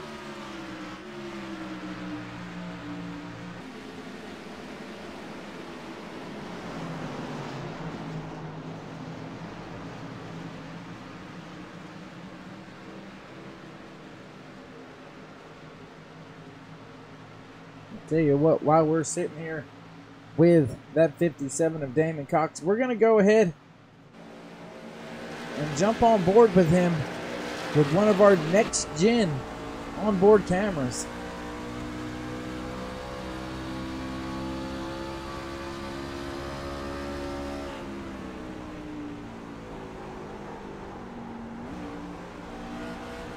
You can hear him switching gears there into third, back up into fourth. These truck drivers have their hands full. Let's listen to see if he downshifts once again in turns 3 and 4.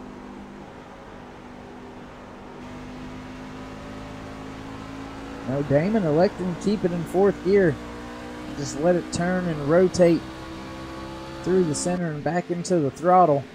7 of John Jenkins all over his bumper, looking to the inside. Not making it happen right now. Closest battle on track is between the 45 and the 19. That is for 12th and 13th position. Still a lot of cars on the lead lap.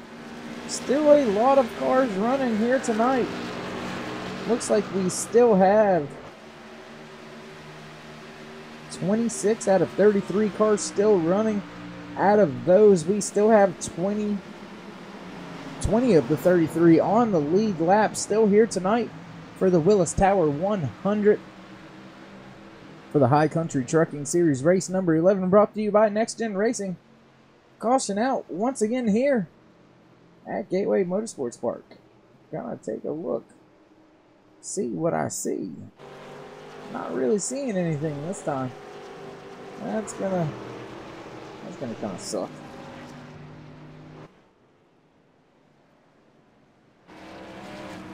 Nothing seems to be out of sorts right now.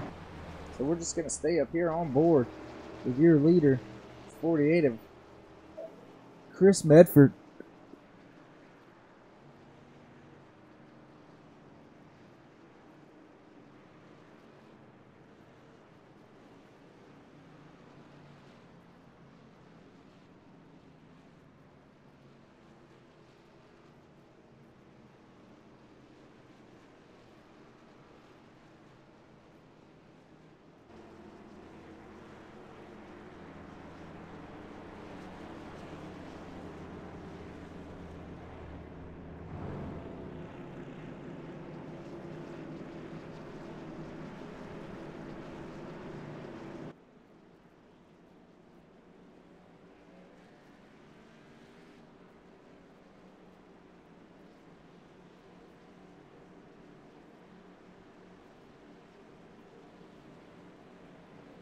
There you see that 24 of Gavin Martin, followed by a few other trucks staying out.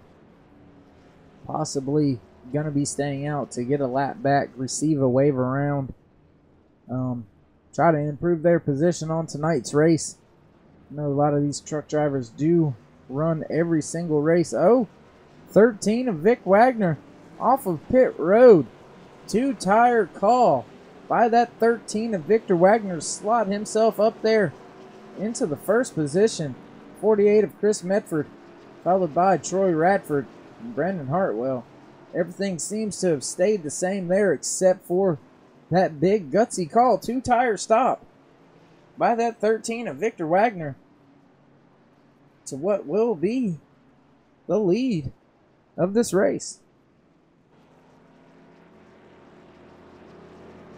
We're going to let this cycle on through here just to make sure.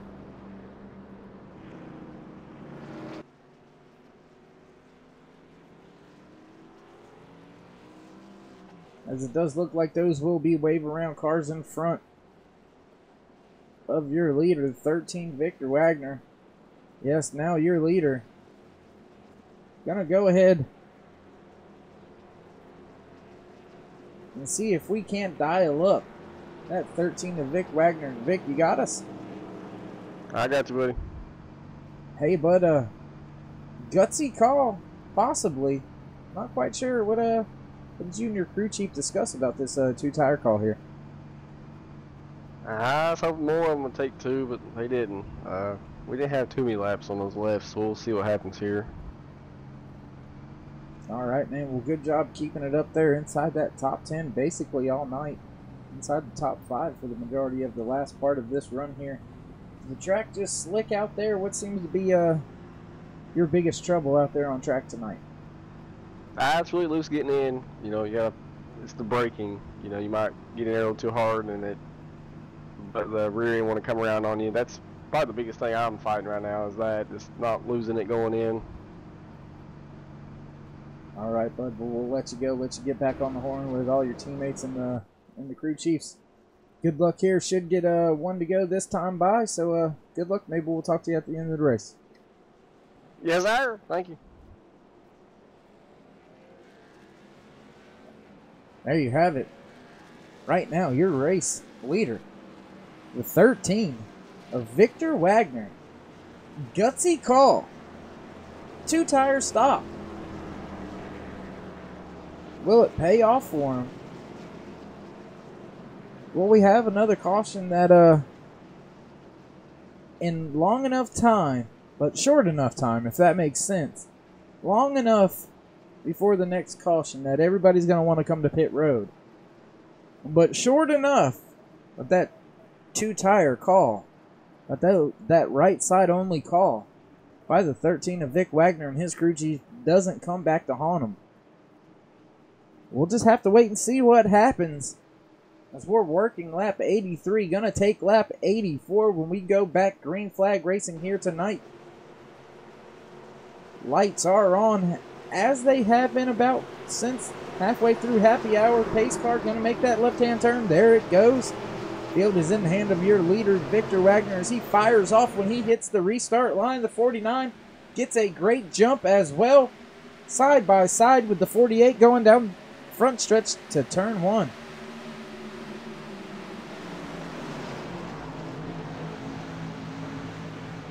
Victor Wagner able to clear the field. The 48 was almost clear of the field as well. Still battling with that 49 in the 5. The 7 of John Jenkins now finds himself slotted in 5th position, taking away a spot from the 43 of Craig Learman and the 57 of Damon Cox, who has fell back to 7th position now. Newcomer also to inside the top 10, Andrew Nypower, slotted in 8th position in that 97 machine. Haven't spoke too much about Andrew here tonight, but there he is up inside the top 10, having a good solid run. The 13 struggling right now. The 48 of Chris Medford, caution is out. On track once again. Gonna look, as I do believe it's some 3 wide action here.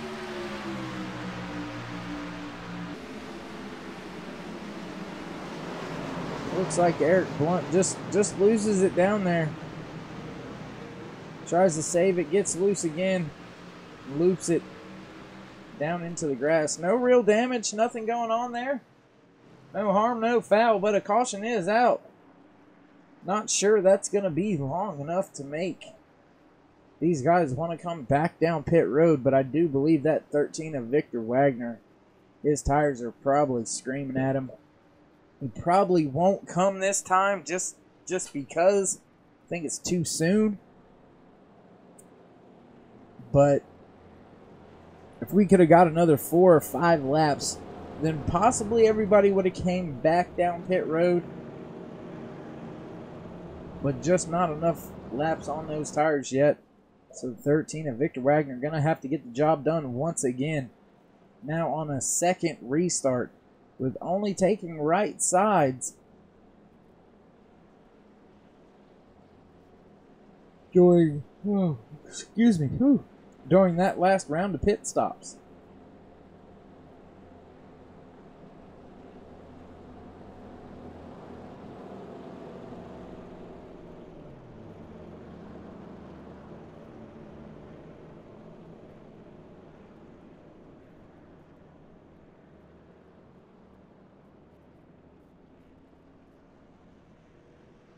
A little less than 50 laps here to go tonight as we work our way under caution around this 1 1/4 mile paperclip egg-shaped oval. If that makes any logical damn sense. If you've seen the layout of this place, you'd probably understand it a little bit more. Something I haven't looked at here tonight, but just interested to see what it is out there. Track temperature only 77 degrees, so there should be a pretty good amount of grip. But as you heard that 13 allude to, when you're going down into turn 1 under braking, the rear end of these trucks that's light just lightens up a little bit more. It can get out from under you fairly easy. So really the braking points here at Gateway Motorsports Park are very technical. Keeps you up on your toes lap after lap. We're still under caution, working 2 to go before we go back green flag racing. Looks like we'll go back green flag racing on about lap 90, which should give us about 45, 46 laps or so to go to the end of this thing. If we can get some green flag run here, I don't think they'd have enough fuel to make it. I think they'd have to stop, at least for a splash. May get 1 or 2 drivers out there that are willing to gamble and try to stretch it, but I don't think that you can make it 45 laps. But if there is another caution, then that will definitely make it to where these drivers can make it the rest of the way on fuel. So this restart and this run right here could be pretty crucial and a big deciding factor in determining how this race plays out the rest of the evening.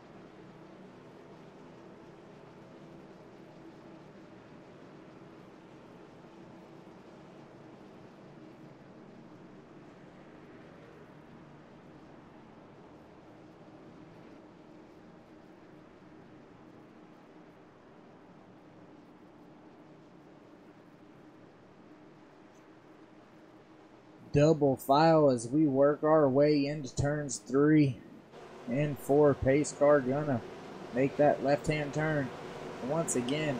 By now, he definitely has that damn turn figured out fairly good. We're under caution number 9. Ready to go back green flag run. 13 of Victor Wagner presses the gas and he's off. Good start by him to get a decent lead. Going down into turns 1 now as he slots himself in front of that 48 of Chris Medford, who has his hands full of... Oh, Brandon Hartwell sliding sideways. Guys checking up to go around him and miss him. Everybody doing a fantastic job of not wadding their shit up right there with the 5 having major issues right in front of the field. That's a testament to how damn good these drivers really are out there.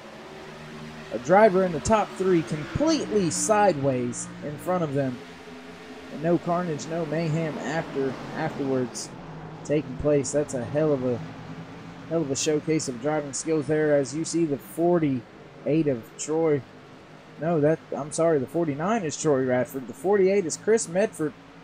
Just barely squeaking that bumper by the nose of the 13 who's out there on the outside. Vic Wagner trying to keep the momentum up and keep second position now. Back to third from first position on those 2 tires. There you see Vic Wagner's teammate, the 7 of John Jenkins, just behind him on 4 fresh tires. Right about now or so is when that 13 of Vic Wagner's got to be thinking, I need a caution now before I lose too much time to these guys.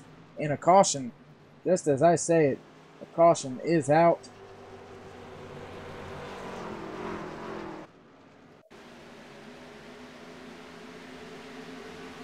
Trying to look and see if I can see anything going on here.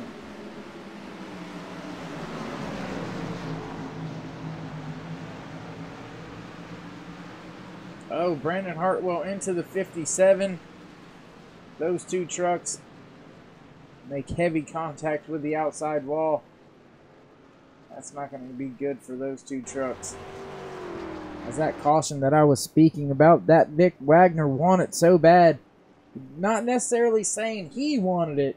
Just in my opinion, him and his crew definitely needed one to get back on cycle with the rest of the field here.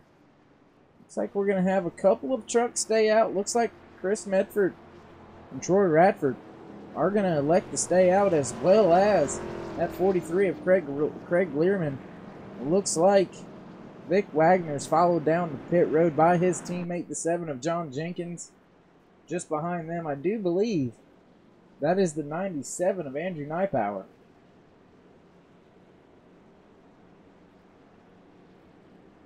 Mix of trucks on and off pit road. That's going to shake up the standings just a little bit now.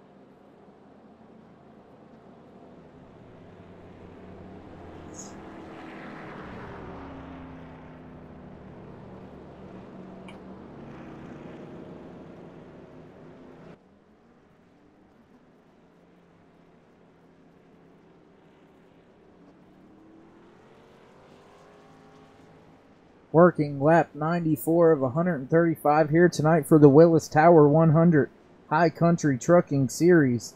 Brought to you by NextGenRacing on iRacing.com. These truck drivers have had their hands full.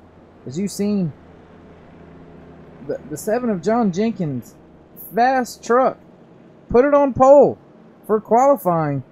Got himself loose into the wall just a little bit. He's recovered since. That happened a little bit earlier in the race, but now the 5, Brandon Hartwell, also another one of those trucks, bad fast trucks, having some issues on a few laps back to back, having issues having to save the truck, and then later on getting into the back of the 57 of Damon Cox, and then that 5 machine up into the wall after that contact was made. Vic Wagner, also one of those drivers that was sideways earlier on in this race, was up there leading the race at one point in time. Gonna be interesting to see if himself and his teammate, the 7 of John Jenkins, are able to make their way back up through the field, as it looks like they're gonna be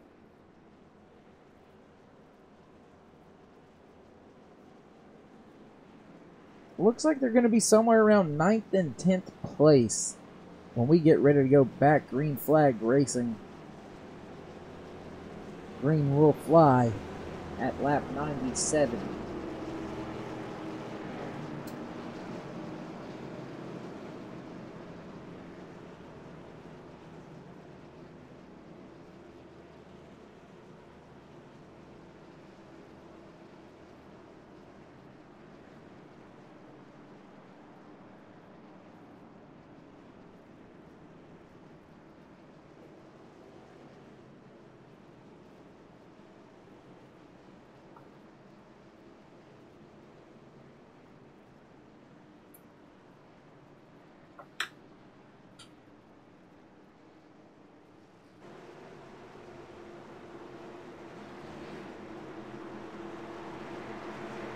right, here we go.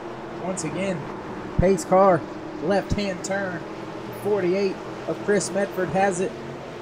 He fires off. 49 of Troy Radford trying to get on his bumper, not going to be able to do it. Still in second position, though, as they make their way down into turn 1.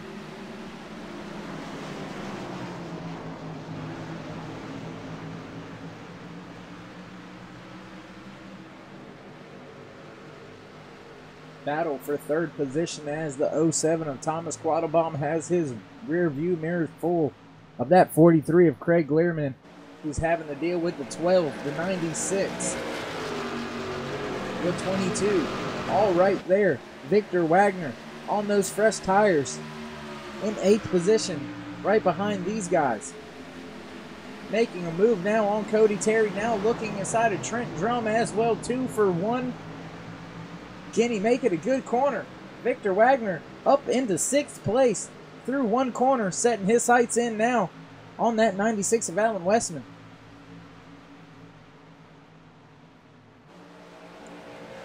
Still about a 2/10 second of a lead for your leader, Chris Medford. And that 48 machine trying to drive away from the 49 of Troy Radford. These two drivers have led the majority of the race here tonight. But that 13 of Vic Wagner, fast out there on track right now.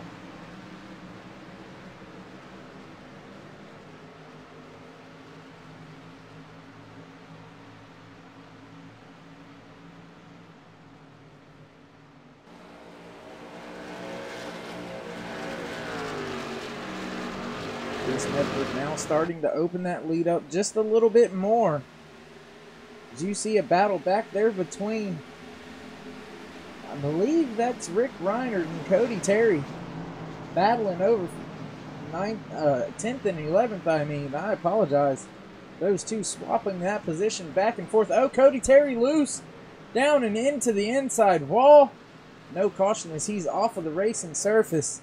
Tough luck for Cody, though, as he was battling that 19 of Rick Reinert hard for the position. Doesn't look like Rick has any damage anywhere to suggest that they would have gotten into each other. Maybe that 22 might have just gotten loose. Not quite sure. Maybe race control is going to look at that a little bit later to determine that incident, but from what I could tell and what I could see, that was just a racing incident. Closest battle on track here. There you see it. Oh, the 13 into the back of the 43 of Craig Learman.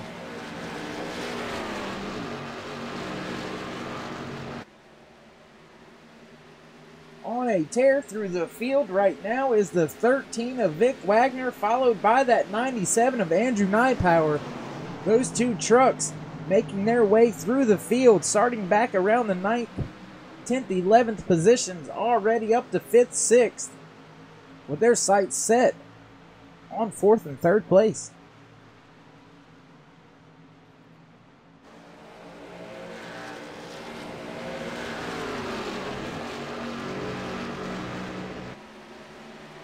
Andrew Nypower running in 6th position in that 97 truck, the only truck inside your top 6 that has already punched his ticket to the chase with winning earlier this season already, as the 43 making a move now, looking to the inside of that 07. Not going to do it down into turn 3, going to slot back inside of him. The 97 with a run on the 13 now. Vic Wagner keeping it wound up on the outside, close quarters racing the 97 by the 13. 13 almost into the wall.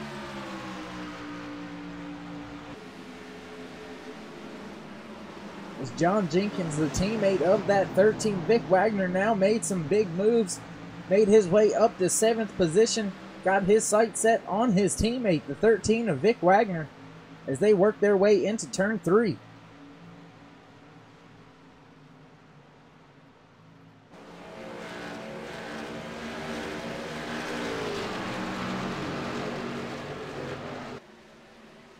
Good racing going on here at Gateway Motorsports Park. Some good green flag racing now underway. Later on in this race, had a little bit of a green flag run earlier in this race. Had some cautions, breed cautions action going on there for a while, but these truck drivers now sorting things out. The 7 of John Jenkins making a move on the 13 of Vic Wagner down into turn 3.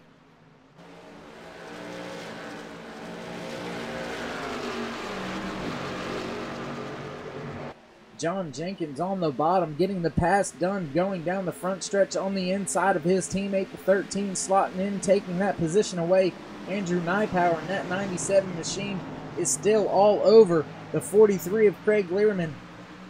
Getting a good run off of 2. A little wiggle by that 97 of Andrew Nypower as the 43 skirts away.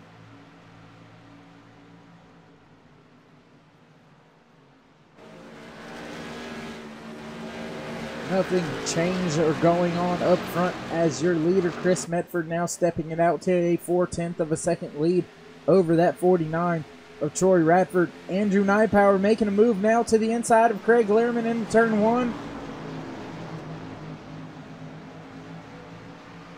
Close racing off of turn 2. Andrew side by side with the 43 down the back stretch to turn 3.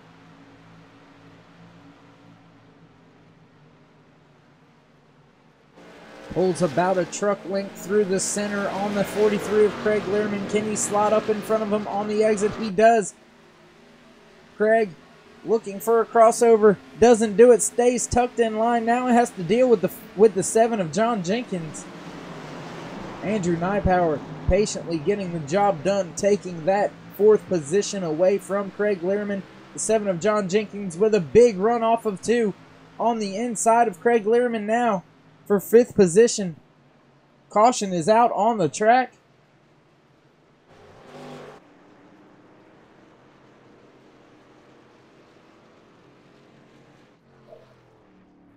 Looks like it was the 24 of Gavin Martin. Once again, Gavin involved in something earlier. Just looks like he got loose by himself getting down into the turn here. Trying not to get into the back end of that 19, just kind of locks him up and loops it. Oh, almost contact with that 07, I believe it was. Almost contact, but right in front of the field there. 24 of Gavin Martin goes around. He's going to correct that. Chris Medford, your leader, probably not wanting to see that. As we're going to have about 26 laps to go here. We ran 28 laps under that green flag stint. So, going to be interesting to see if any of these guys try anything different. Maybe with brake biases, anything like that. Trying to get a little bit of extra. See if anybody pushes it on what will be, as of right now, the money stop here at Gateway Motorsports Park for the Willis Tower 100.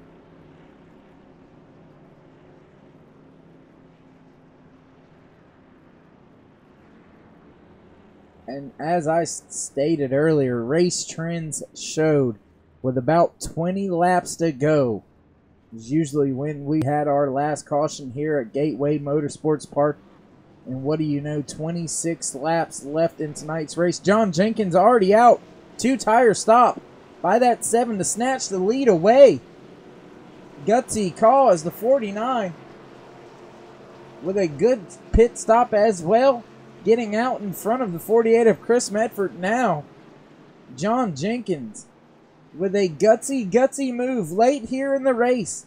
26 laps left to go. 2 tires. Will it work? We'll find out here.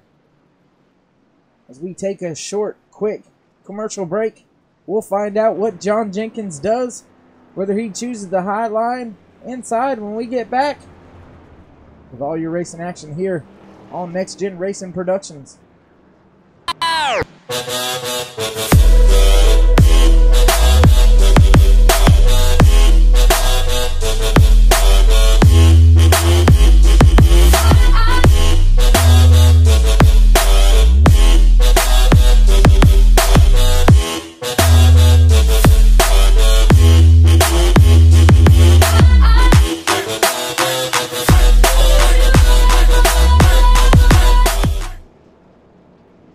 There you have it. I don't think anything could have fit any better. Go earn it.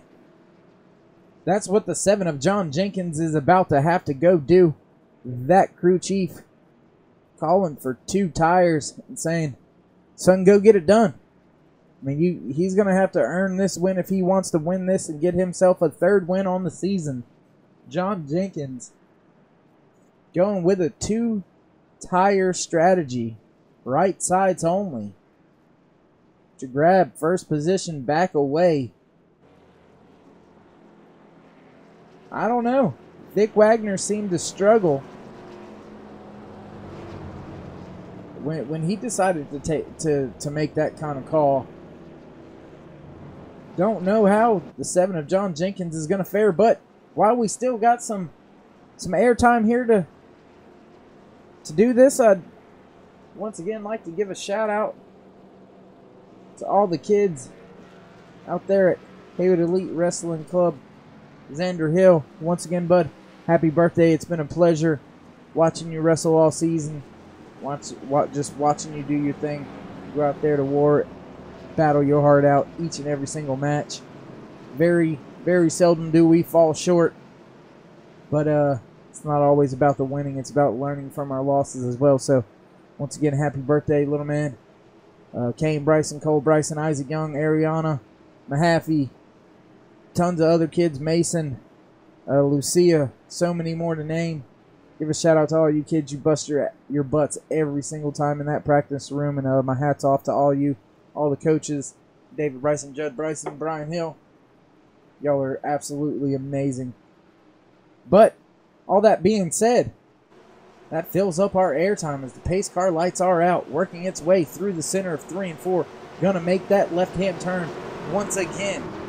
Less than 25 laps here to go tonight. Working lap 112. The 7 of John Jenkins on the outside fires off. Gets a good jump on that 49 of Troy Radford down on the inside. Troy Radford having his hands full with that 07 of Thomas Quattlebaum Jr. Thomas now falling back just a little bit.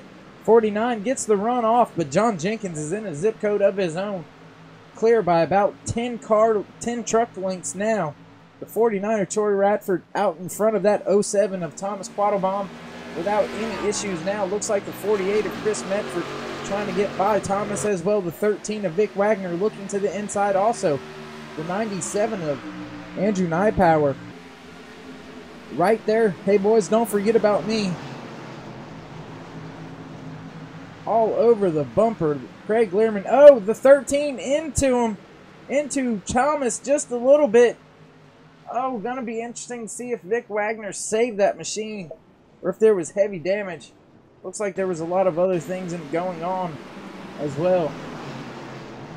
After the fact, here you see it getting down just a little slight touch and he gets loose. Andrew Nypower, slight contact.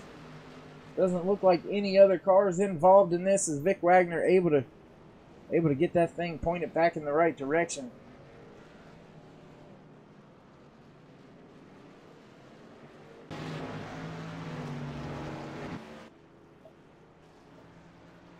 John Jenkins. This could have been the I don't want to say the you're in good hands with All-State move or maneuver or whatever the hell they call it of the race, but I'm gonna say it's the crew chief choice of the race. 2 tires, able to walk away from the field there, gap the field as they were battling out for 2nd and 3rd, 4th position. John Jenkins on them 2 tires stepped away to about a 10 truck length over the field. If he can do that again, once again here, with less than 20 laps to go when we go back green flag racing, I don't know if either one of that 49 of Troy Radford or the 48 of Chris Medford, 2 strong trucks, led the majority of the race here tonight for the High Country Trucking Series race number 11 at Gateway Motorsports Park for the Willis Tower 100. Those 2 trucks led the majority of the race. Brandon Hartwell in that 5 getting one of his laps back now. Brandon, one of those drivers who also had one hell of a truck that kind of had a little bit of trouble. Got himself behind the 8 ball here a little bit later on in the race. trying to salvage whatever he can, but I don't know if the 7 gets as good of a jump. If either of those 2 fast trucks are going to be able to do anything about it and walk him down in enough time, they may be able to get to him. But as we all know in racing, getting to somebody and getting around somebody are 2 totally different things, and wonder if either one of them would be willing to use the old chrome horn to punch their first ticket to the chase. Nothing against John Jenkins, love him to death. He's a super talented guy, super guy, all in general. But if it came down to giving you the chrome horn for my first win to ensure myself a chase spot or letting you go, buddy, I'm moving you. It's that simple. I think a lot of drivers would, and if they tell you they wouldn't, then they're probably lying to you. Now, after you get yourself slotted into that chase, yeah, maybe you won't use that chrome horn just because that driver's going to remember it. Whether it's your first win or not, the driver is going to remember you putting a bumper to him. But you are given a little bit of slack for a couple wins, to get yourself into the chase. Your very first win in the season, your very first win in the series. Those are sometimes wins that are kind of overlooked when there happens to be some rough racing, so to speak, in order to get the job done. But we've all been there. We've all used the chrome horn. We've all had it used on us. It's just the way it is in racing. But working lap number 117, going to take lap 118 as the pace car lights will go off this time by. When we come back around, we will be taking lap 119 out of 135. About 17 laps left here at Gateway, this 1.25 miles. Fast technical track. You got to be very, very spot on and careful when you're braking points here at Gateway Motorsports Park, or the trucks will just jump out from under you. But John Jenkins not going to be thinking too much about the braking point here. He's going to be thinking about throttle point, as he's on those right side only tires. His left sides are about 20 laps older than the rest of the field. He's going to have to get a good jump here in order to make this strategy work out. But like I said, it may be the crew chief choice of the race. The 2 tires late. Pace car will duck off once again. Field is in the hands of your leader, the 7, John Jenkins, who chose the outside. John waiting a little bit longer this time before he fires off. Not getting as good of a jump. Looks like that 49 of Troy Radford all over the start this time. The 48 of Chris Medford right behind him, trying to give him the momentum. 07 of Thomas Quattlebaum. Almost into that 48. The 49 of Troy Radford rockets off of turn 2 into the lead. John Jenkins now on the bumper, trying to get the job done to take that position back away. Not able to get it done as he works his way in second place around turns 3 and 4. Caution is out once again on the track.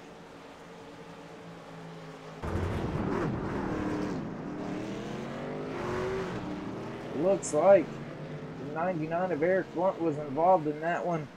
Once again, gonna go back here, see what we can see. Oh, Alan Westman, a lot of trucks involved here. As the 01 just gets loose under the 99, sends him up into the wall, collects the 98, the 96, the 24, all involved in this. Ooh. Tough break. Tough break for John Jenkins. That 2 tires stop. Not panning out. Wonder if anybody's even thinking about coming in, as we're going to be working 16 to go this time by. Doesn't look like we have any takers on pit road, so John Jenkins may be a sitting duck now, as he's going to fall into the clutches of 4 fresh tire holders of the 48 of Chris Medford, Andrew Nypower, Thomas Quattlebaum Jr., Craig Learman, Rick Reiner, Douglas Wasaki, Vic Wagner, Trent Drum, all up there inside your top 10. As a matter of fact, that was your top 10 here tonight.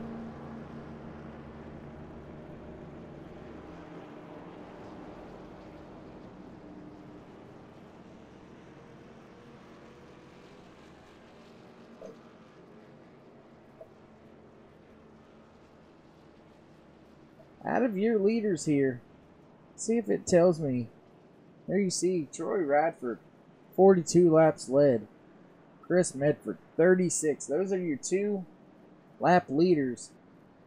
And as long as Chris Medford doesn't, as long as Chris Medford doesn't lead these last 15, 16 laps, he's not going to be able to take that most laps led award away from your leader, Troy Radford. So hats off and good job to those guys over there for being able to wrap that one up here early with about 25 laps here to go. 15, sorry. I don't know why I said 25. Retarded, I guess. Anyways. But good green flag racing when we get it underway.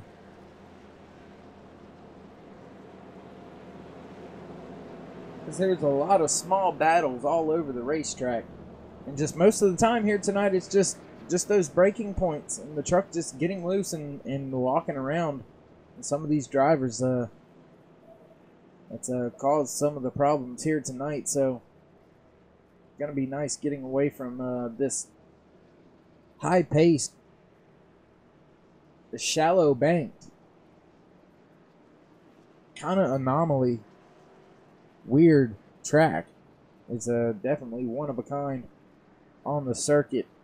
These drivers more than likely are going to be very happy to move on to the next race. A driver that's going to be happy though that we've been here is that 49 and his crew down there on pit road.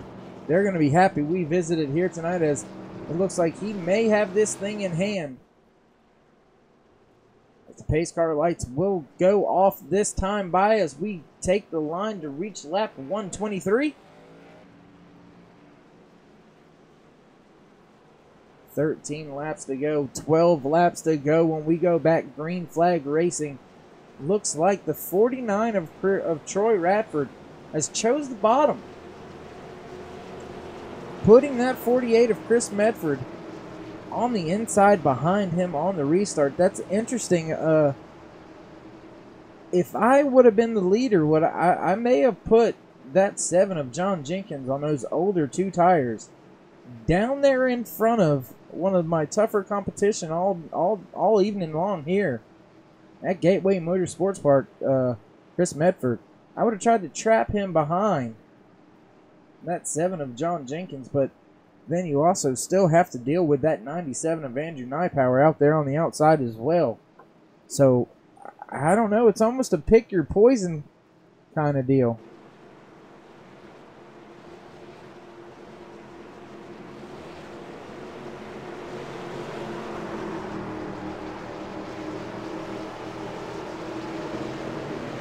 '49 fires off very fast. As soon as the nose of that truck hit the restart line, he took off. The 7 of John Jenkins trying to slot himself into second position. Truck just quite not clear of that 48. John hanging tough on the outside on his way out of turn 2. Getting a good run on that 49 now. Caution once again on track.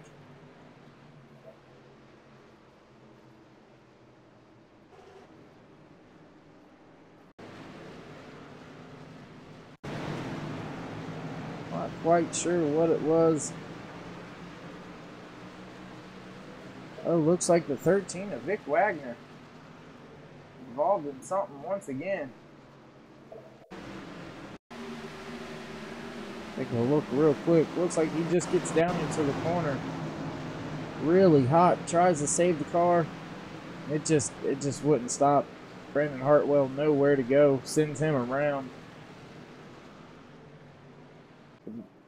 That's what it was, just getting down into the corner a little bit too hot, not being able to keep that thing underneath him the rest of the way around, fighting it, and then just getting sent around and finished off. Was the 13 of Vic Wagner. Tough break for him. Was running up inside that top 10, inside the top 5, led some laps here tonight.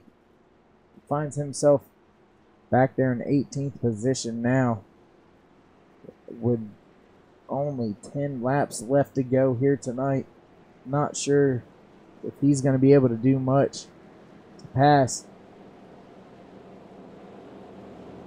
too many more trucks out there tonight. But I tell you what we're going to try to do. I'm going to try to give you some crank it up action before we end this race. I think this restart's going to be super hectic, super crazy. And I'm just going to shut up for about a lap or two and just let the trucks do their thing. As if we get another caution, that could be the end of the race. The only driver inside your top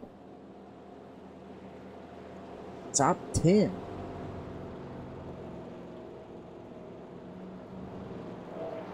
Well, the only 2 drivers, I apologize, inside the top 10 with wins this season are that 7 truck slotted in 2nd position, John Jenkins, and all the way back there in 10th place, the 5 of Brandon Hartwell. Those are the only 2 drivers already guaranteed a spot in this year's chase for the High Country Trucking Series Season 3. Some of these drivers have not even been to victory lane yet here in the High Country Trucking Series. Chris Medford, Troy Radford, Thomas Quattlebaum. All drivers that have never been to pit road yet in the High Country Trucking Series. Trent Drum, also Douglas Wasaki. Actually, I do believe Douglas may have won a race last year in Season 2. Gonna have to check in on that. May have put my foot in my mouth with that one, but a couple drivers still looking for their first win in the league, in the series. So, gonna be possibly a historic night for one of these truck drivers out there tonight. As the laps are winding down, 9 to go. We'll take 8 when the pace car lights go off. Go back green flag racing with 7 laps left to go here in the Willis Tower 100 at Gateway Motorsports Park in Madison, Illinois. Want to thank everybody for coming out and joining Next Gen Racing Productions, giving you the broadcast of Next Gen Racing's High Country Trucking Series every Sunday night, 8:30ish. We go live on YouTube and Twitch. Thank everybody for joining and watching, viewing, liking, subscribing, and sharing.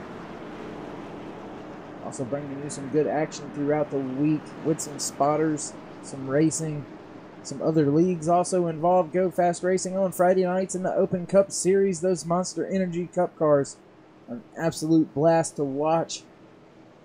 But we're in the trucks. We're down to 8 laps to go. 7 when we go green flag racing. Troy Radford looking for his first win in the league, in the series, in the season. Seasoned veteran in the 7, John Jenkins, gonna try to take his 3rd win away. Get the job done on 2 tires. Can he get it done? What will the 49 do? When will he go? Pace car is off. 49 fires off early once again. Gets a good jump this time. Hell of a start by the 49, walking away from the 7 of John Jenkins, who now slots himself into 2nd position. 48 of Chris Medford looking to the inside. Now door to door with the 7 for 2nd position as they work their way off of turn 2. The 49 of Troy Radford now with about a 7 truck lead advantage over 2nd place. The 7 of John Jenkins holding strong on the outside. Caution is out. 7 laps to go.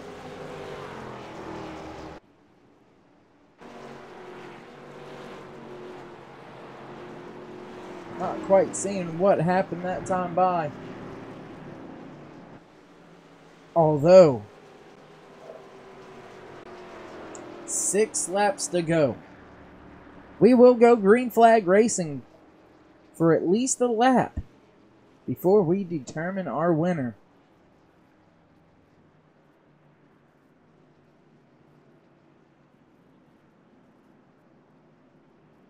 Can that 49 of Troy Radford hold off the 7 of John Jenkins, the 48 of Chris Medford?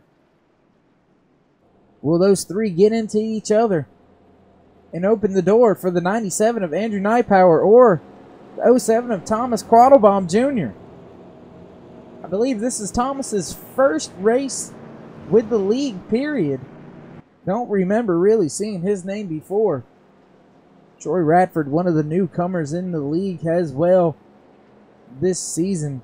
Great to have him showing some speed out there week in and week out. Will the hard work pay off? Can he get the job done? We're going to have to see here in another 5 laps whether that will hold true. Or will it be one of the other first timers? Or will it be the old timer? The old timer, still a young cat though. John Jenkins in that 7. There you see the 06. Not the 06, but the 6 truck. Going around, getting a lap back. Still have a lot of trucks on the lead lap here tonight. Looks like we still got about 19 out of 33 trucks still on the lead lap. Looks like we still have about 27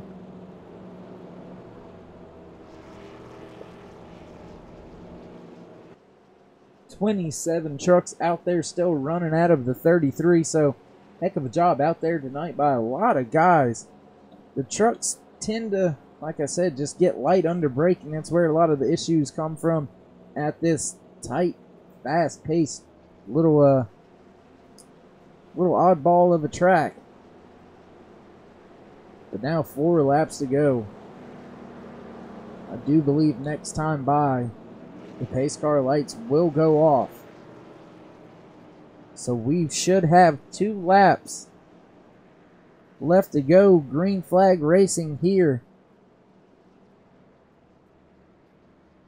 at Gateway Motorsports Park for the Willis Tower 100 High Country Trucking Series race number 11, season 3. Presented to you by NextGenRacing on iRacing.com.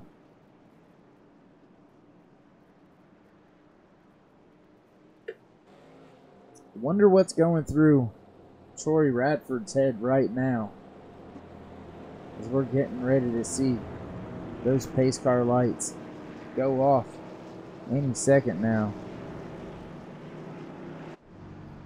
There you see Troy's eyes wide open, focused, ready to go here on this, what will be the final restart when we come back around. 2 laps to go out of the 135 laps around this 1.25 mile oval here in Madison, Illinois.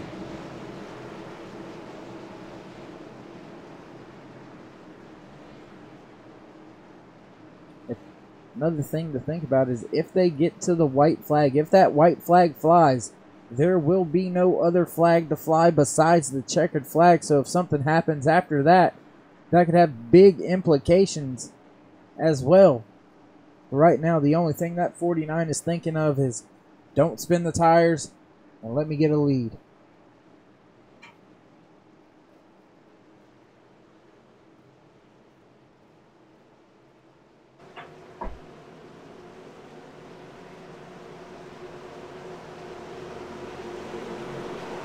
Last time the pace car makes that left-hand turn, the 49.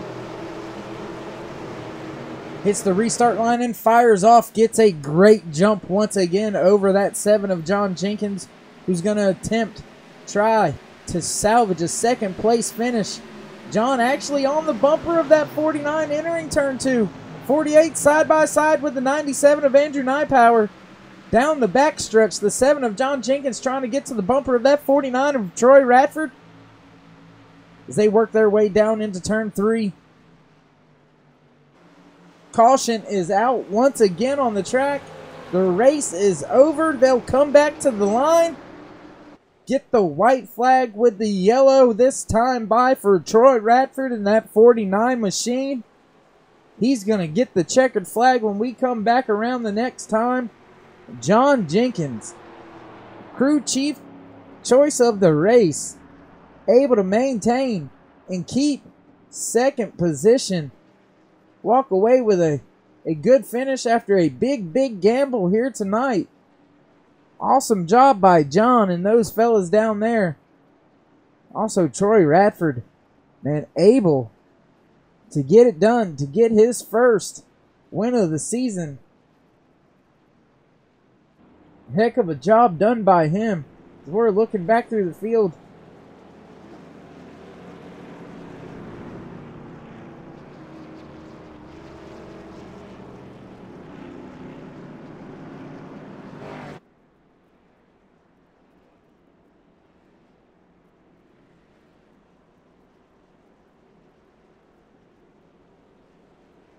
And there you see it, checkered flag, truck smoking. That looks like Alan Westman back there smoking in the background. But there you have it. Your race winner. Getting some congratulatory little up and close high fives and, you know, bumps, stuff like that. Great job by Troy Radford and those guys out there. Getting the job done, getting that first win.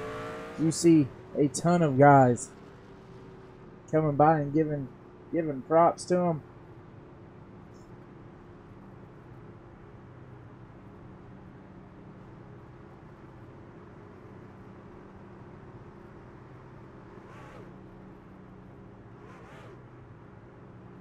As we're going to go ahead and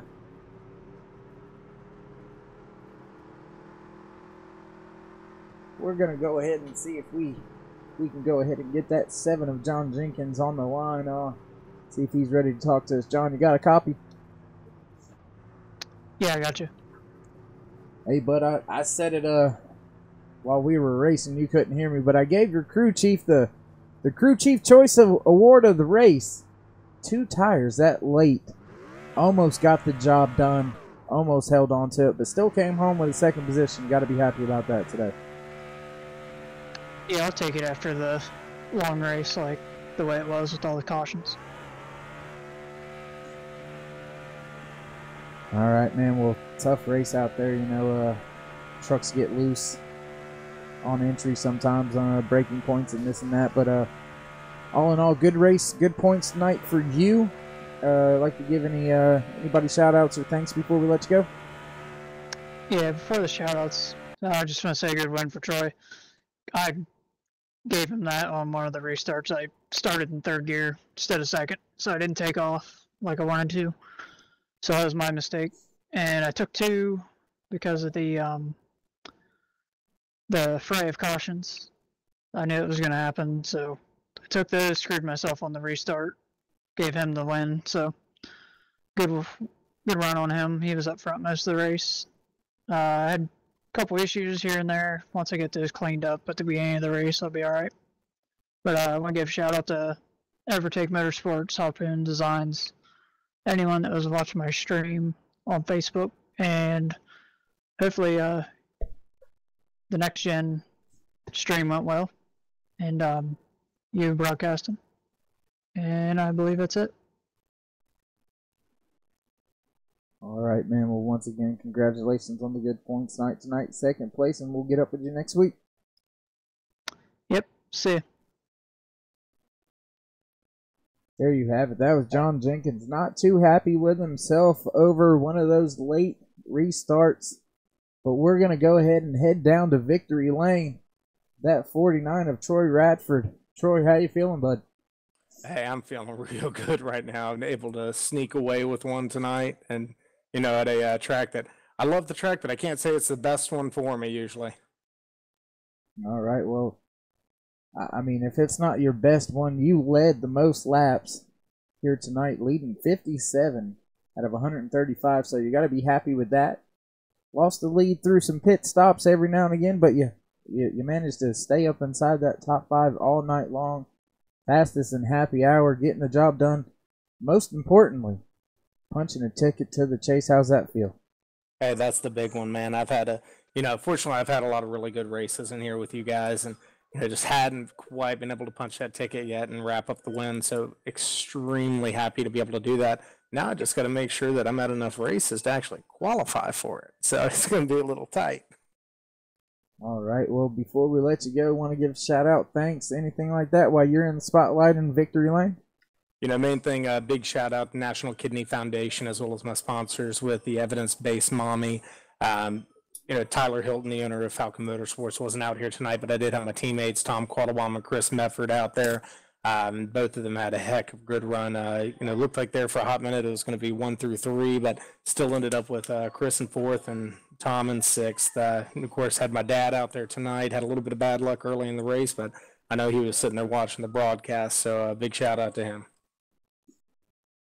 All right, man. Well, hell of a job with your first win with not only the season, but with the series, with the league as well, getting it all done, wrapped up all in one night, going on to the chase.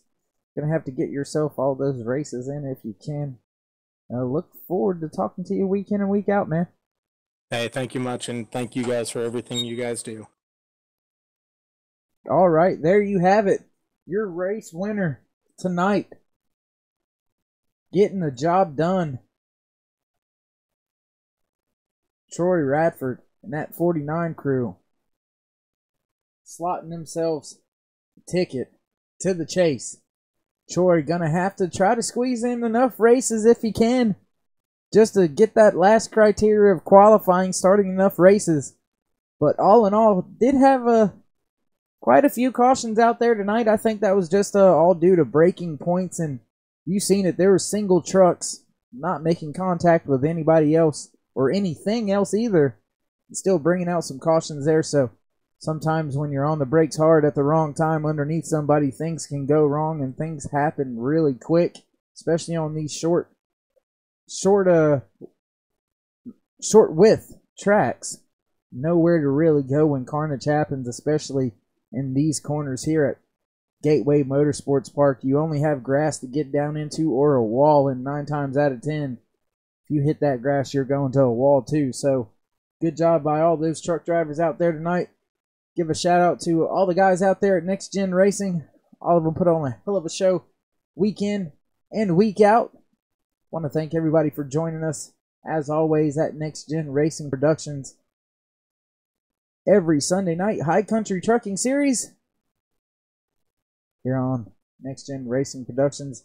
With all that being said, we're going to leave you, as we always do, with our little wrestling clip and video. Everybody have a good night. See you soon. Tell them boys power, drink till you door. If they hang, you gon' tell them get they dough up. Party through the night till the sun up. Hustle all day, no breaks till you come. You better slow.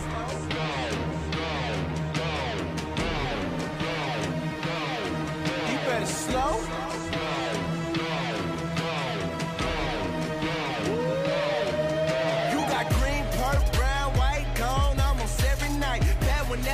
When you get home, she gon' get you right. You don't play games and they know what's up. If it ever go bad, you gon' pop your trunk. Hey, extend up with that Keisha. Them boys better dub when they see you. You got plenty guns, you eager. Yeah. DJ Clever. Yellow Wolf.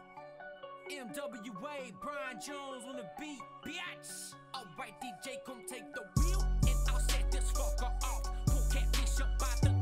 That's how I will do your job. You don't want no problem here, not the line you want to cross. Take the rapper over here, and I feed them to the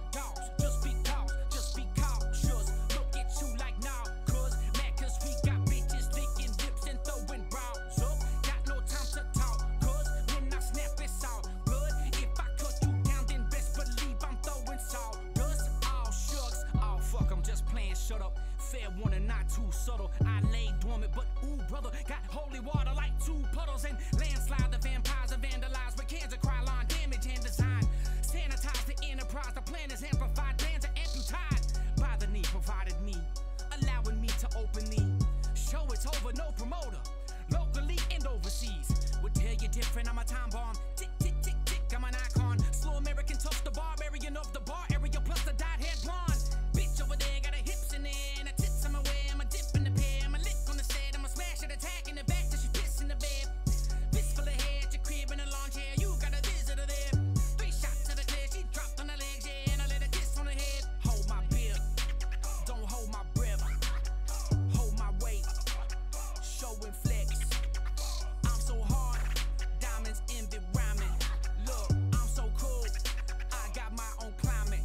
Yeah, mountainous terrain to climb, no. You fucking with the hustle, need a rope. You want that vintage turquoise Navajo? I sing that shit from stage at every show. Brad Pitt, Matthew McConaughey, Hollywood meets Elvis Messi. Pull up in a beat up Honda that I stole the drunk drive cause I like Chevys. Oh, here I go, no red carpet in no rope. Put me down there with my folk and let the slow come strike a pose. I write my flows like a fighter, these are punches being thrown to your nose. Ducking jab, leaving blood patterns on your clothes. I might be white Muhammad Ali, assalamu alaikum, here for the feast, but I couldn't be a Muslim, that can never be, cause I'm still pissing in a bear full of bees, like a chair for a bear. I'ma need a bigger seat to sit cross leg, I swear I'm a cheat. Hey, I hoes all staring at me, but I'm on the cow, bury the beef. I clip your wings like there's no air beneath a parakeet. Give you some rings around your eyes like I said marry me. Get to the bottom of it like Titanic, very deep. Make you a model puppet like Jim Henson every week. Sesame Street, yes sir, big bird. Leave 'em black and yellow like I live in Pittsburgh. Shit turds, with quick words. Throw bricks of writ, this brick is yours. All my fans, they pump the fist, get lit and flick the bird. All my gems, they bump and kick and I just stick the words like a tuba super glue dust for model aeroplanes. If the music chooses you, add the wheels and glue the wings. Then the paint, then the strings, then from the ceiling it will hang. Collect them all, don't let them fall until the critics come and frame. You're working pictures, then you switch up and you work on model trains just to keep them in suspicion like a pro. That's why I changed. So to all the people who supported me throughout the game over the years, I hope you like watching me grow. Yeah, Michael Wayne, Michael Wayne.